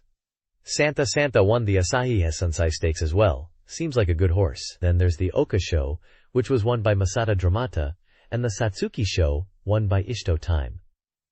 Each race result lists the top horses. The 5 lines check sections seem to give quick summaries of each race and the overall tournament standings. It mentions that Zakrovienas was top at the end of the year in the 3-year-old fillies category, and Santa was second. It also talks about the Oka Show and Satsuki Show being quite competitive and causing fluctuations in the overall rankings, but not major changes. It hints that the upcoming Derby and Oaks races and pre-Derby/Oaks races will be important for determining the final winner. Overall, this page is a fun announcement of the tournament results, highlighting the winners of key races in the game and teasing the upcoming events in the simulated racing season. Decisive Battle, Tokyo Racecourse, details a horse racing simulation game, likely related to Derby Stallion. The Oaks race saw Masada Dramata, a former 2-crown champion, win, defeating the early leader, Mihal My Bus, in what was described as a major upset. The Derby race was significantly impacted by the exclusion of strong horses like Bihuido, Sea Sun Titan, and Sana. Despite this, Ishto Time remained a contender under rainy conditions. Sandworm ultimately won the Derby, followed by Last Yamato and Miho Lightning. 5 lines check summaries confirm these results. A screenshot celebrates Masada Dramata's Oaks victory and highlights the absence of top-ranked horses in the Derby, which paved the way for Sandworm's win. The page also features a developer comment from Mr. Ono Kenji. This page is all about SNK World 97 and the SNK Official Fan Club, or SSC. It looks like an invitation to join the fan club and buy exclusive merchandise. To join, you need to fill out a form or use a postal transfer form and pay a 3,000 yen membership fee. Membership benefits include a special waist pouch and pass case featuring the SSC logo, newsletters, and even exclusive tours of the SNK development building. There's also a section on SSC mail order where you can buy SNK goods. It mentions special telephone cards and pair mugs featuring popular King of Fighters characters like Kyo and Iori. They're even running a big giveaway, presenting telephone cards and pair mugs to a total of 21 lucky people. To enter, you need to list your top 3 desired items and write a short piece about your favorite SNK game characters, weapons, and special moves, all under 120 characters. The deadline to enter is October 2nd. Overall, this page is a promotional piece for SNK fans, encouraging them to join the official fan club and purchase exclusive goods, while also giving them a chance to win some cool prizes. This text highlights 2 games for the Hyper Neo Geo 64. Samurai Spirit's Bushido Blade is a 3D fighting game in the Samurai Showdown series. It features enhanced 3D movement, a stamina gauge, and a roster of returning and new characters. Players can customize sword types and fighting styles with simple controls. Round Trip RV is a racing game featuring RVs on off-road tracks. It supports up to 4 players, or 8 with comcars, and offers varied terrains and routes. Players can select different transmission types and customize their vehicles. Game modes include a single-player championship, a trial mode, and a 4-player versus trial. The game offers multiple camera views and customizable background music.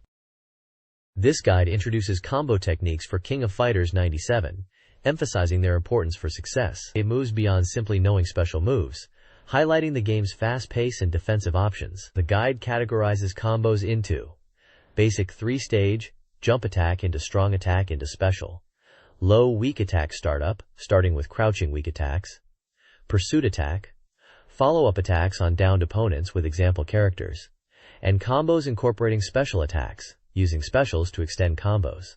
Key techniques are cancel, linking moves via special move interruptions, and visual timing, precise button timing based on visual cues. The guide also briefly addresses the mystery of special move outbreaks, unintentional special moves.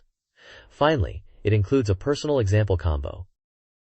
This page from the SEGA Saturn Soft Complete Guide section is all about helping you get to grips with the latest releases. We're diving into 2 interesting games this time: Desire and Silhouette Mirage.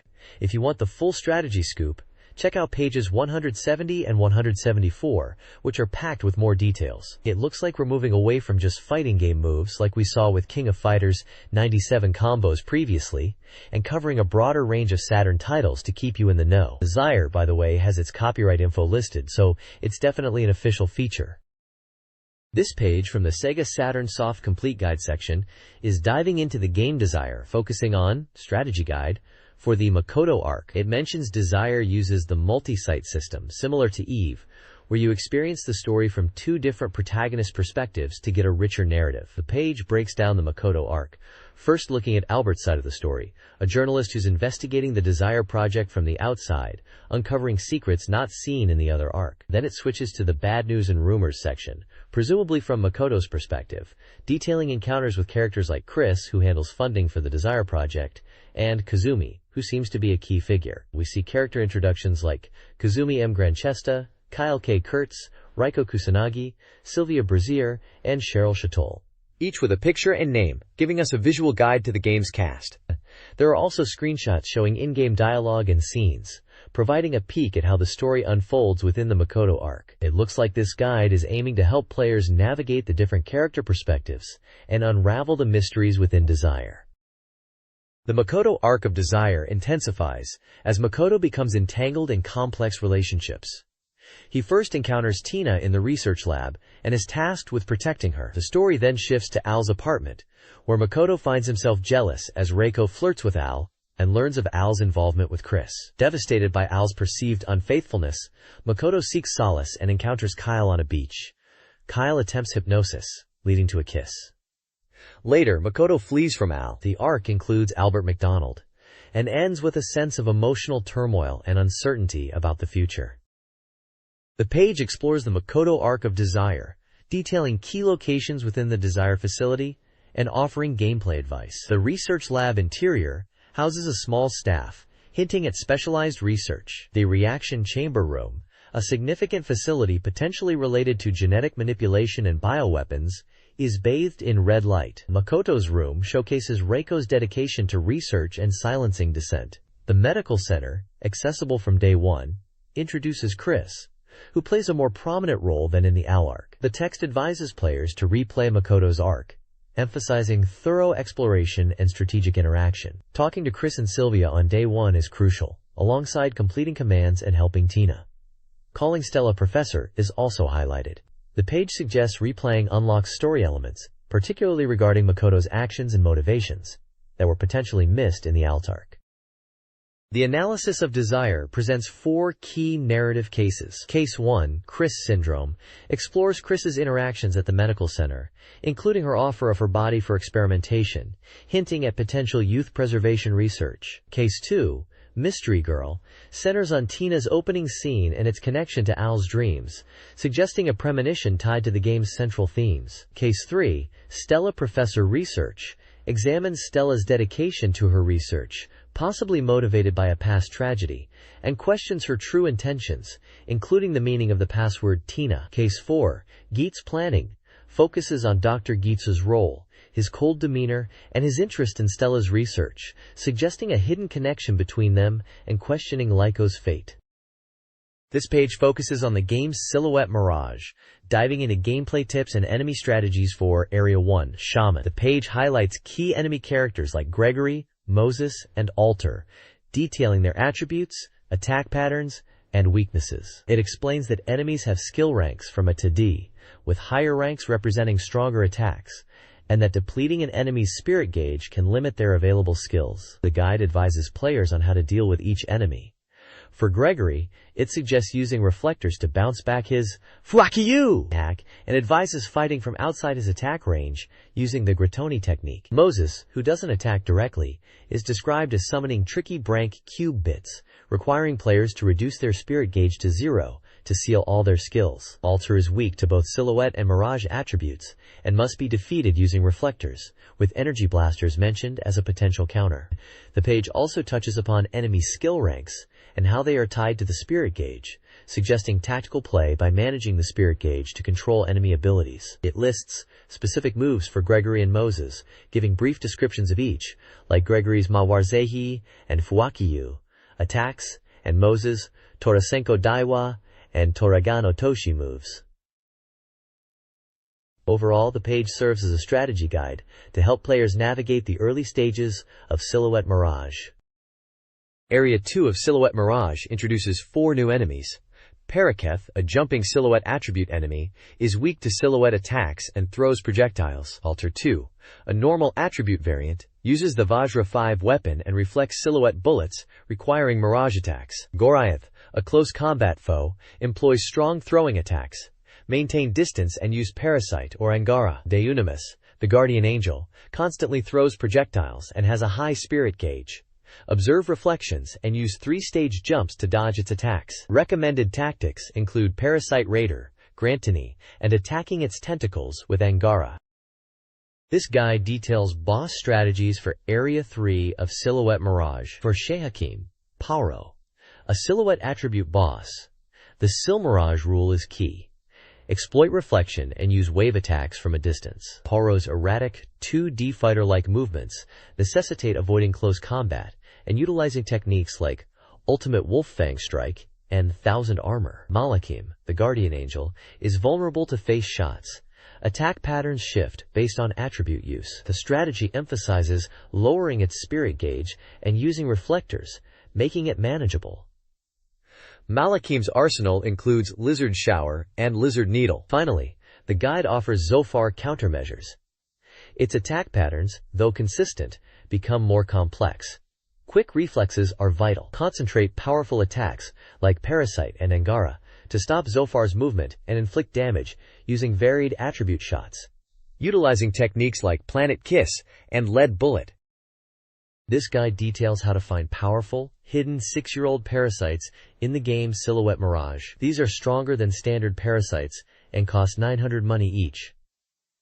The guide outlines the locations of 7 specific parasites. In Area 1, Slozer is found by jumping in a specific spot, and Bridie is in the underground altar area.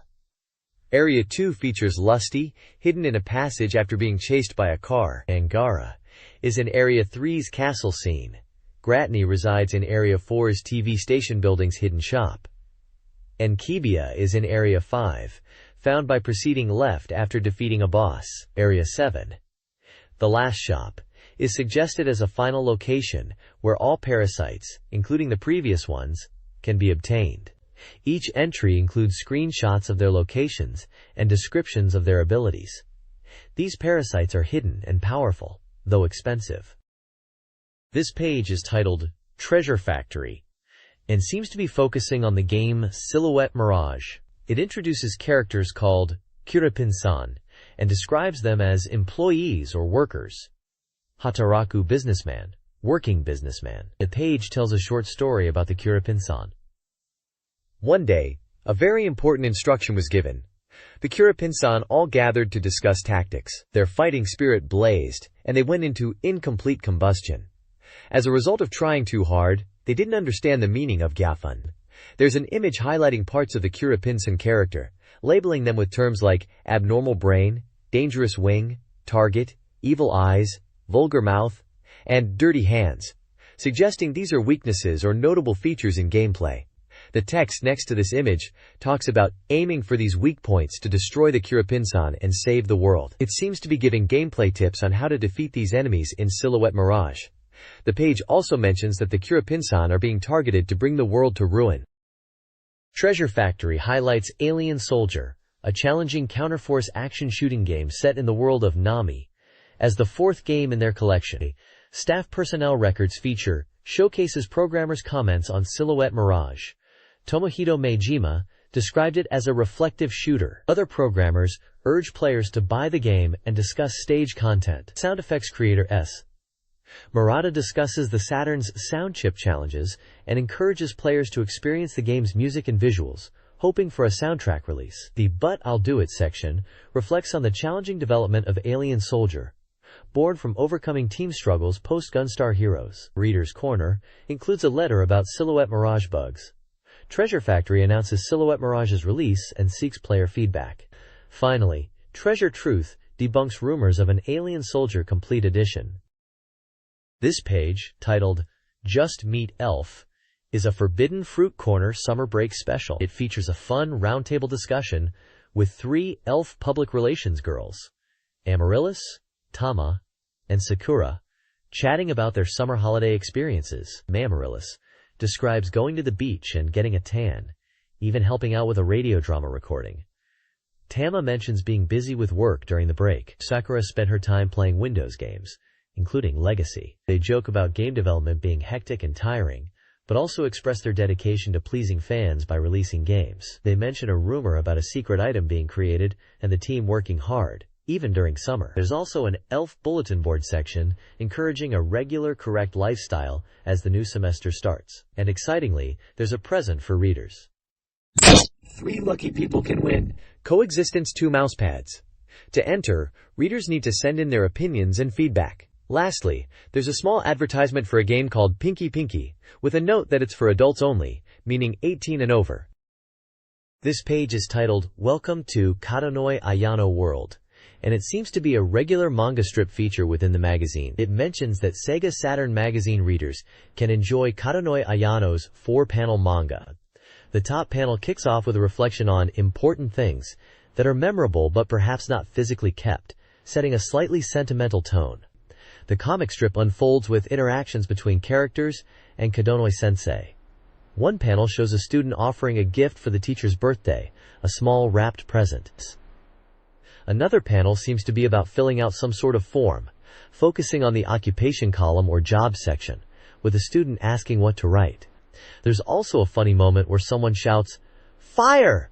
causing a bit of a commotion. Interestingly, there's a photograph-attached male student list for the first year, which might be a humorous take on student profiles or yearbook photos. The bottom section encourages readers to send letters of encouragement to Kadono-sensei, mentioning that summer is ending and autumn is approaching, but busy days continue, suggesting this is tied to a seasonal theme. Finally, the page closes with a message about Sakura Snow and graduation, hinting at themes of farewell and admiration for Kadono-sensei. This page from Arcade Express Volume 2 is all about the new arcade title, Strikers 1945-2. It's talking about how this sequel is a powered-up version of the classic shooting game. They're really emphasizing the different attack methods of the 6 playable aircraft, saying each one requires strategy. Apparently, the gameplay is even deeper than before, with an evolved attack system. The graphics are also a big jump, boasting 3 times the volume and 8 times the colors of the original game. They're highlighting the unique flavor of the special attacks and promising even more intense shooting action. The article mentions that Strikers 1945-2 is expected to hit amusement arcades in October. There's a stage and boss introduction section listing stage types like Sky Stage, Sea Stage, Valley Stage, and so on, along with the types of bosses you'll encounter. But we also get a screenshot of the gameplay to get a feel for the action. Overall, it's hyping up Strikers 1945-2 as a significant upgrade to a beloved series, bringing deeper gameplay and visual improvements to arcades soon. Strikers 1945-2 introduces a revamped attack system. Players can now utilize powered-up bombs by deploying support aircraft. A charged shot level mechanic allows for increasingly powerful charged attacks as players continuously fire. Mastering this is crucial for success. The game features 6 playable aircraft: P-38 Lightning, F-5U Flying Pancake, Focke-Wulf Te-152, Ki-84 Hayate, J-7W Shinden, and DH-98 Mosquito. Each has unique subweapons and charge shots, detailed in the article. Ayakoji, possibly a developer, notes the game's release 2 years after the original, its continued presence in game centers, and highlights the new charge gauge, diverse bombs, and overall new systems, encouraging players to hone their skills in this updated installment. Sayonara Stephen Kogahara, a humorous report from SEGA AM3 R&D Department. Number 3. Chronicles Stephen Kogahara's visit to Lost World Wonderland, likely a Jurassic Park-themed attraction. The manga-style page depicts Stephen playing arcade games and photo sticker booths, commenting on their size and quality. He takes photos, giving stickers as presents. The page also promotes Le Mans 24 with a small inset image. A synopsis mentions a story involving illegal immigration and Stephen being sent to America for an event due to being deemed stupid in Japan. The report seems to be a lighthearted look at the team's activities, possibly for research or team building. This page continues the adventures at Lost World Wonderland with Stephen. He's checking out the merchandise, commenting on how cool and varied the dinosaur goods are. We see him picking out figures and excitedly pointing at a set, declaring it a feels good. There's a scene where he seems to be talking to a child and parent, maybe giving them stickers, and then he's pictured approaching an arcade cabinet, possibly for the Lost World game itself. The page even includes a command input guide for the Lost World arcade game, showing how to access stage select by pressing the 1P trigger and 2P trigger multiple times in a specific sequence during the coin insertion screen. It mentions you'll hear a Trex roar if successful, and then you can choose your starting stage. Finally, there's a picture of Stephen dramatically throwing his red cap up in the air, labeled Burn! Perhaps indicating his excitement about the game or experience. This page is all about the upcoming SEGA Saturn game, Le Mans 24 Hours. It's being touted as the ultimate endurance racing experience, bringing the thrill of the legendary 24-hour race to your home console. The article highlights the game's free entry system, which lets you jump into the 24-hour race whenever you want. Don't worry, the actual 24-hour race is condensed down to a more manageable 78 minutes of gameplay. There will be 3 game modes, including the main 24-hour endurance race and sprint races on the Sarth circuit, with more city-based sprint courses to be revealed later. They're really emphasizing the realism of the Sarth circuit in the game, boasting about its 13.6 kilometers length and how accurately it's been recreated. They even mention that a lap in the game is around 1 minute and 1 second, which is apparently pretty close to the real GT1 class lap times, which are around 3 minutes 45 seconds. The screenshots show off the course selection, car selection screens, and some in-game racing action, showcasing the intensity of wheel-to-wheel battles. It looks like a solid racing game, aiming to capture the spirit of Le Mans.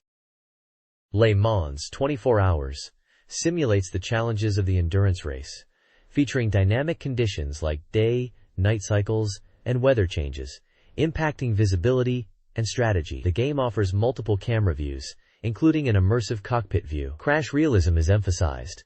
Collisions damage cars, potentially causing engine fires and affecting performance, necessitating pit stops that cost time. The game boasts 6 playable cars across skill levels. Beginners can start with the Nismo GT-R LM Nissan or Ferrari F40 GTE. Intermediate drivers can choose the McLaren BMW F1 GT-R or Porsche 911 GT1. and advanced players have access to the Sauber C9 Mercedes and Mazda 787B. Each car includes descriptions of their real-world racing history.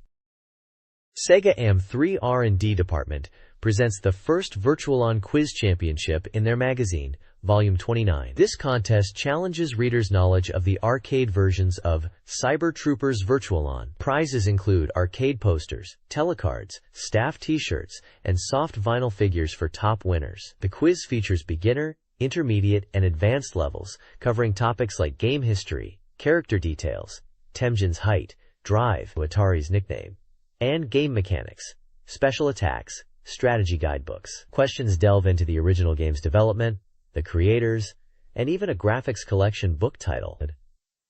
It also mentions the upcoming amusement machine show, where the latest Virtual-On version will be playable. The quiz also includes questions about battle classification codes and mecha battle types. This quiz is aimed at dedicated Virtual-On fans who want to prove their expertise. This is a summary of advanced level questions from the SEGA AM3 R&D Department's Virtual-On Quiz Championship. The questions cover various aspects of the game, including music, Song 16 on CD, character quotes, release events, the strongest team member, and Dr. Watari's lectures. Other questions focus on battle styles, new virtual Android introductions, magazine poster designs, and character details from the Raiden story. The quiz also touches upon game mechanics, such as ranks, virtual Android specs, and development details like the purchase of a German tank. Additional topics include the NHK TV drama appearance and the latest Virtual-On project. Participants were encouraged to submit answers for a chance to win prizes. AM2 Research Weekly, Volume 68, delves into Virtua Striker 2, specifically focusing on the hidden FC SEGA team. The article details how to unlock and use this special team. Binchen's goal! Everyone assemble! Highlights FC SEGA and reveals the unlocking method. The article analyzes the team's 3-5-2 formation, noting its strong midfield but vulnerable defense. A key tactic is to intercept the ball in midfield. The Q in a section reveals a new method to select FC SEGA. Instead of the previous SEGA country code, players must now spell out SEGA using the first letter of 4 selected countries on the team selection screen, e.g., Sweden, Germany, Nigeria, Japan. Inputting this sequence and pressing start unveils FC SEGA. The team is randomly either pre- or post-player substitutioned, with no substitutions allowed in player mode. This document provides advice for Virtua Striker 2 and announces upcoming releases. Focusing on the 3-5-2 formation, it analyzes 4 national teams: Germany, defensive, aerial strength; Nigeria, explosive attack, flank play; Mexico, speed, quick recovery, vulnerable to high balls; and Croatia, aggressive attack, weaker defense. Additionally, it features a development diary segment showcasing the creation of FC SEGA, highlighting unique player characteristics and their attacking style. An AM2 Research Secret Report includes a developer's reflection on their SEGA career, announcing their departure and move to Sony. Finally, it announces the Java T Battle Koshin video release, covering the finals of a gaming event. The release includes 2 tapes, Queen of Queens for female gamers, and King of Kings for male players. The video covers open-class matches with appearances from Virtua Fighter characters. This page is dedicated to a character introduction for Anarchy in the Nippon, focusing on the character Haruko Nomura, described as a mother in name and concept. Her fighting style is unique, incorporating rhythmic gymnastics moves, showcased in examples like Tkachev and Kaiten Sokugeki. Despite her appearance, she's agile and deceptive, utilizing leg-based techniques with a longer reach overall. The Iron Man comment section reveals the character was directly modeled after middle-aged women encountered during location testing for the game. They aim to capture the interesting movements of rhythmic gymnastics. While some might find her appearance unconventional, her moves are powerful, making her a strong character if mastered. The page highlights Haruko's special moves in a kinetics check section. Urage Kaikyaku is performed with down plus punch plus kick, and Kaetekita Haruko is performed with back plus kick plus guard kick. Another move, described as Iyaga, near opponent's back, punch plus guard, is detailed as a throw utilizing rhythmic gymnastics principles. It involves grabbing the opponent from behind, spinning them, and then slamming them down, a powerful back throw. This page from SEGA Saturn Magazine dives into reader-submitted tips and tricks, starting with the quirky action game Purula, also known as Pulirula. The page reveals some cool hidden features for Purula, like Nordis mode, which appears to be some kind of alternate game mode accessed by manipulating the sound test in the options. There's also a round select feature to jump to different stages, and even a size select and back mode, which seem to alter the game's visuals or perspective. Next up is Samurai Spirit's Bushido Ritsuden, which is called Samurai Showdown, Warrior's Rage, internationally. Apparently, there's a neat trick to change character colors by visiting the in-game clothing store. Furthermore, they reveal a character selection code, left, right, down, up, and X, to get alternate colors for your fighters right from the character select screen. Finally, for those impatient types playing Last Bronx, there's a quick way to view the staff role. Just hold down the A and C buttons right after you beat the final boss, and boom, credits roll. The page also features a call for more reader submissions of game tricks, and highlights some pretty cool prizes for those who contribute, like Saturn software and gift coupons. It's a fun page full of secrets and encouraging player participation in sharing their gaming discoveries. SEGA Saturn Magazine previews 2 upcoming titles, Dodonpachi and Street Fighter Collection. Dodonpachi, a bullet hell shooter, earns a 7.33 score, praised for its intense bullet patterns and accessible gameplay, despite being difficult. The reviewers appreciate the lack of frustrating endings. Street Fighter Collection receives a higher score of 8.0 and is deemed normal difficulty. The collection, featuring Super Street Fighter 2, Super Street Fighter 2 Turbo, and Street Fighter Alpha 2, is lauded for its value. The 0-2 Feet version, based on Alpha, is a highlight for collectors. The reviews also touch on Saturn mode, RGB connections, and the appeal of finding secrets. The magazine is overall excited about these diverse Saturn releases, highlighting the gameplay experience and value for players. This review covers several SEGA Saturn games across various genres. My Dream on Air ga Matenakute, a dating sim, earns praise for its casting, charming characters, and voice acting, 7/10. Pakislot Kanzen Kuryaku Uniqlo 97. A Pakislot simulator provides a solid experience for practicing techniques, 7/10. Sobius Strike, a shooting simulation hybrid, offers action but faces control and visibility issues, 6/10. Dating sims, generally, are lauded for their casting and cute girls. Reviews of shoujo manga style games cite a good amount of events and voice acting, but some character design flaws and gameplay limitations exist, 6/10. Pachinko games are also discussed. The reviews continue with a shooting game, which is rated down due to enemies being too small and often returning to the main base to disrupt gameplay, 6/10. A puzzle game earns high praise for its addictive nature, clear graphics, and satisfying gameplay loop, 8/10. Finally, a user-friendly shooting game receives an 8/10 for its detailed graphics and UI. This page presents a new software release schedule. We can see a list of upcoming SEGA Saturn games organized by release date, spanning from September through December, and even some unspecified dates. There's a breakdown of each game including its title, price, the game maker, genre, and compatibility details. September seems packed with titles like Street Fighter Collection, various simulations, and puzzle games. Moving into October, we see games like SEGA Ages, Columns, Concept, and Princess Crown hitting shelves, showcasing puzzle and simulation RPG genres. November continues the trend with titles such as Falcom Classics and Sakura Wars 2, alongside sports games like J-League Pro Soccer Club Championship 97 in December, and the unspecified category appear to bring a variety of titles from Virtual Theater to Produal Disc Volume 9. Overall, the schedule suggests a diverse range of genres for SEGA Saturn fans in the coming months, from fighting and puzzle games to RPGs, simulations, and even some unique virtual experiences. The next page of the software release schedule continues to list upcoming SEGA Saturn titles, extending beyond December and into future release windows like this winter, this autumn, this spring, and even into 98 and 97 within the year. We can see a wide array of games are still planned for the system. Late September highlights titles such as Guilty Gear and DJ Wars. October seems to bring games like Wizardry Nemesis, RMJ The Mystery Hospital, and Azel Panzer Dragoon RPG. Moving into November, Wars, Jungle Park, and Heroine Dream Gal Act Heroism are listed. December includes titles like Cotton 2, Arcana Strikes, and Sound Novel Tool 2. Looking further ahead, the schedule mentions Lunar Eternal Blue and Vampire Savior for this winter, while this autumn is slated for titles like Biohazard 2, Resident Evil 2, and Marvel Superheroes vs. Street Fighter.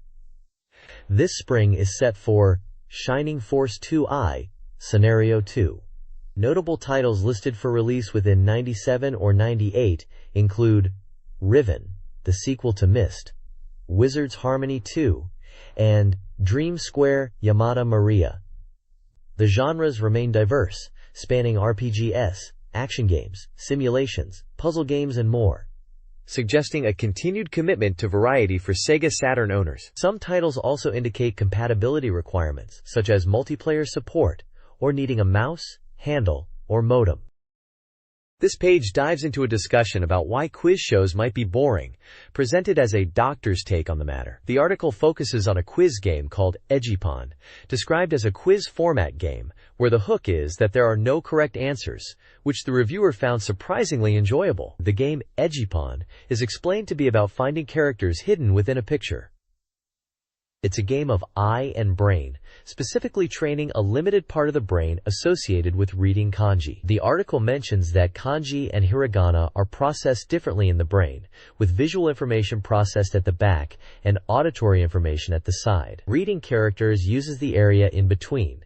Egipon challenges the ability to instantly read kanji. Interestingly, Work 31 is identified as Gameware number 3, also known as Egipon, by General Entertainment. The page also includes a picture of a person named Fuse Hitode, with text overlaid stating things like doctor, life, cloth application, brain, vision, pleasure, and reading.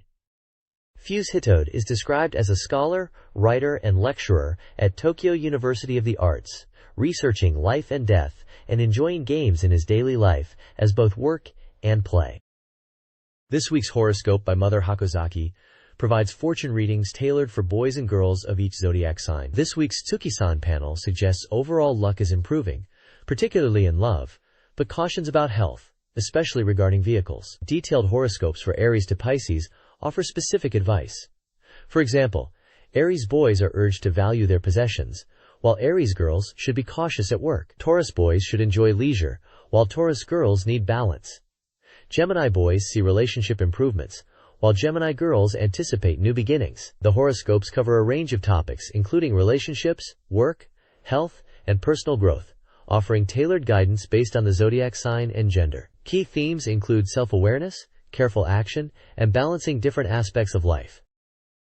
This page is a special reader giveaway as part of SEGA Saturn Magazine's renewal commemoration, the 4th in a series. They're giving away a bunch of cool stuff to lucky readers. To enter, you need to answer a questionnaire on an included postcard and send it in by September 26th. The prizes are quite generous, including SEGA Saturn games for 20 winners. Specifically games released before September 12, 1997. There are also some cool promotional items up for grabs.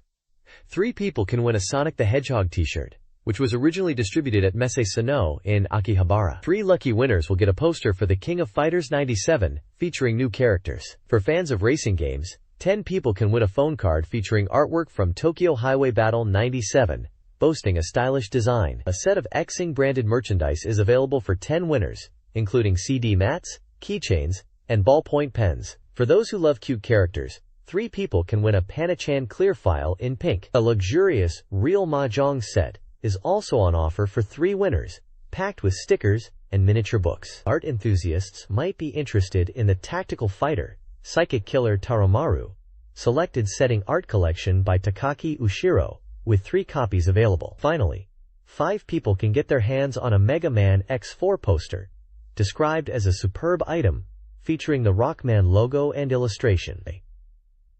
It's a pretty good haul of prizes for Sega Saturn fans. This giveaway features a variety of prizes. 3 winners each will receive copies of Angel Graffiti S Anata Ino Profile, Coconut Japan, DX Gao Gaigar Software, Takara, and Daum Soft Game Software, SoftBank. Physical prizes include Last Bronx Human Dolls and Stickers, Sega, 3 winners, and Black's Declaration Telephone Cards, Oz Club, 5 winners. Fans can also win Design Clear Files, Imagineer, 3 winners, the Album Idol Club Fanbook, Sony Magazine's 3 winners, and autographed Shikishi boards from Southern Country Bodhi Tree Appearance, Voice Actors, Atlas, 2 winners. The grand prize is a FM/V Desk Power S2165 monitor with a Pentium 166 MHz CPU, 2.1 GB hard drive, 15-inch display, and CD-ROM drive for 1 lucky winner. Application requires tickets from the magazine, with a closing date of October 3rd. This page showcases a special project for all applicants, offering original telephone cards as a service. This promotion is running across several issues of Saturn magazine, specifically issues from September 5th through to the combined October 3rd and 10th issue. There are 15 different telephone card designs available, each featuring artwork from a Sega Saturn game. Looking at some of the cards, we can see number 1 features Daytona USA with the text Jackie and Viper. Card number 4 showcases Slayers Royal, while number 7 displays Toshinden. Card 8 features Twinkle Star sprites, and number 9 highlights Langrisser IV. Card number 12 is from Yuno, a girl who chants love at the bound of this world. Card 13 showcases Cyberbots, Full Metal Madness, and lastly card 14 features Samurai Showdown, IV, Amakusa's Revenge. The text emphasizes that this is a popularly received campaign, and points readers to page 105 for details on how to apply. It's also noted that the designs and some illustrations shown are temporary and may not be the final versions of the telephone cards. This page showcases upcoming features in Sega Saturn magazine and announces the winners of a recent prize draw. It mentions that the next issue of the magazine will be a combined issue, packed with even more content than usual, leading to a slight price increase. The next issue will be released on September 19th. Visually, the page highlights several games. You can see Sonic the Hedgehog and Grandia, featuring some fantastic artwork. There's also Quinn, Painted Colors Investigation Record showing off some anime-style characters, Fighters History Dynamite with a cool fighting game character image, Roommate Vacation in Summer with some anime girl artwork, Macross, Do You Remember Love? Displaying a space scene, and Luna, Silver Star Story with character illustrations. The page also reveals the winners of a previous contest who have won game software. Prizes included games like Sega Rally Championship 2, Albalea Maiden Heart-Pounding Cinefolia Girls Academy, Bakusu Kyudai Let's and Go, Eternal Wings Masters, and a special Java T Battle Armor Garden theme song CD. The winners are listed by their prefecture of residence. Lastly, there's a reminder about the application ticket for the telephone card campaign that's been running in the magazine, encouraging readers to apply. This page is dedicated to the Sega Saturn version of Dead or Alive, showcasing the upcoming 3D polygon fighting game. The page features striking close-up shots of female characters' eyes, emphasizing the visual style of the game. Prominently displayed is the game title, Dead or Alive, in both English and Japanese text. There's information regarding a special campaign for the first 1,000 people who purchase the Sega Saturn version of Dead or Alive. These early buyers will receive a limited edition original gift. For further details, readers are instructed to contact the Tecmo Company, Limited Consumer Business Department. The page also includes copyright information for Tecmo Limited from 1996 and 1997, indicating the game's release timeframe. This page continues the focus on Dead or Alive for the Sega Saturn, highlighting its release date of October 9, 1997, a Thursday. The page advertises 2 versions of the game, a limited edition special package and a normal edition, both priced at 5,800 yen before tax. The special edition includes bonus items, such as a special visual book, a limited edition original case, and a picture label for the disc. The advert emphasizes the game as the newest 3D real fighting game, posing the question, Dead or Alive, which is your fate? And encouraging players to see up to how you combat on Dead or Alive. 4 screenshots showcase in-game action, offering a glimpse of the 3D fighting gameplay. At the bottom, contact information for Tecmo is provided for consumer inquiries. This page is an advert for a SEGA Saturn multimedia music software disc featuring the artist Chisato Moritaka, titled Watarasebashi / Lara Sunshine. It's a 2 Candelas room set, priced at 6,800 yen, excluding tax, and was set to be released on September 11th. The advert highlights that this is a high-quality music experience for the SEGA Saturn, allowing you to enjoy music in a new dimension. The software is packed with content including TVCM sections, which feature TV commercials for various songs such as Natsu no Hai, Kaze ni Fukarete, Kibun Sokai, and many others, including Sweet Candy and Taiyo. There's also a recording section, offering a panoramic view of the recording studio, letting you experience the live recording atmosphere with Moritaka's singing, piano, guitar, and drum performances. The interview and making section includes interviews with Moritaka herself, discussing episodes and thoughts behind her songs like Watarasebashi and Kibun Sokai. And it also shows the making of Suteki na Tanjobi and other tracks. Finally, the songs and video clip section contains visualized song worlds with unique interface screens on 2 discs. Disc 1 features Watarasebashi related content, and Disc 2 includes Kaze ni Fukarete and songs like Rockin' Omelette, Kibun Sokai, Suteki na Tanjobi, Ninin wa Koibito, Sweet Candy, Let's Go, Jinjiro no Yume, So Blue, and Lara Sunshine, all with full music video clips. The bottom of the page also includes an advert for the SEGA Saturn console itself, with a suggested retail price of 20,000 yen.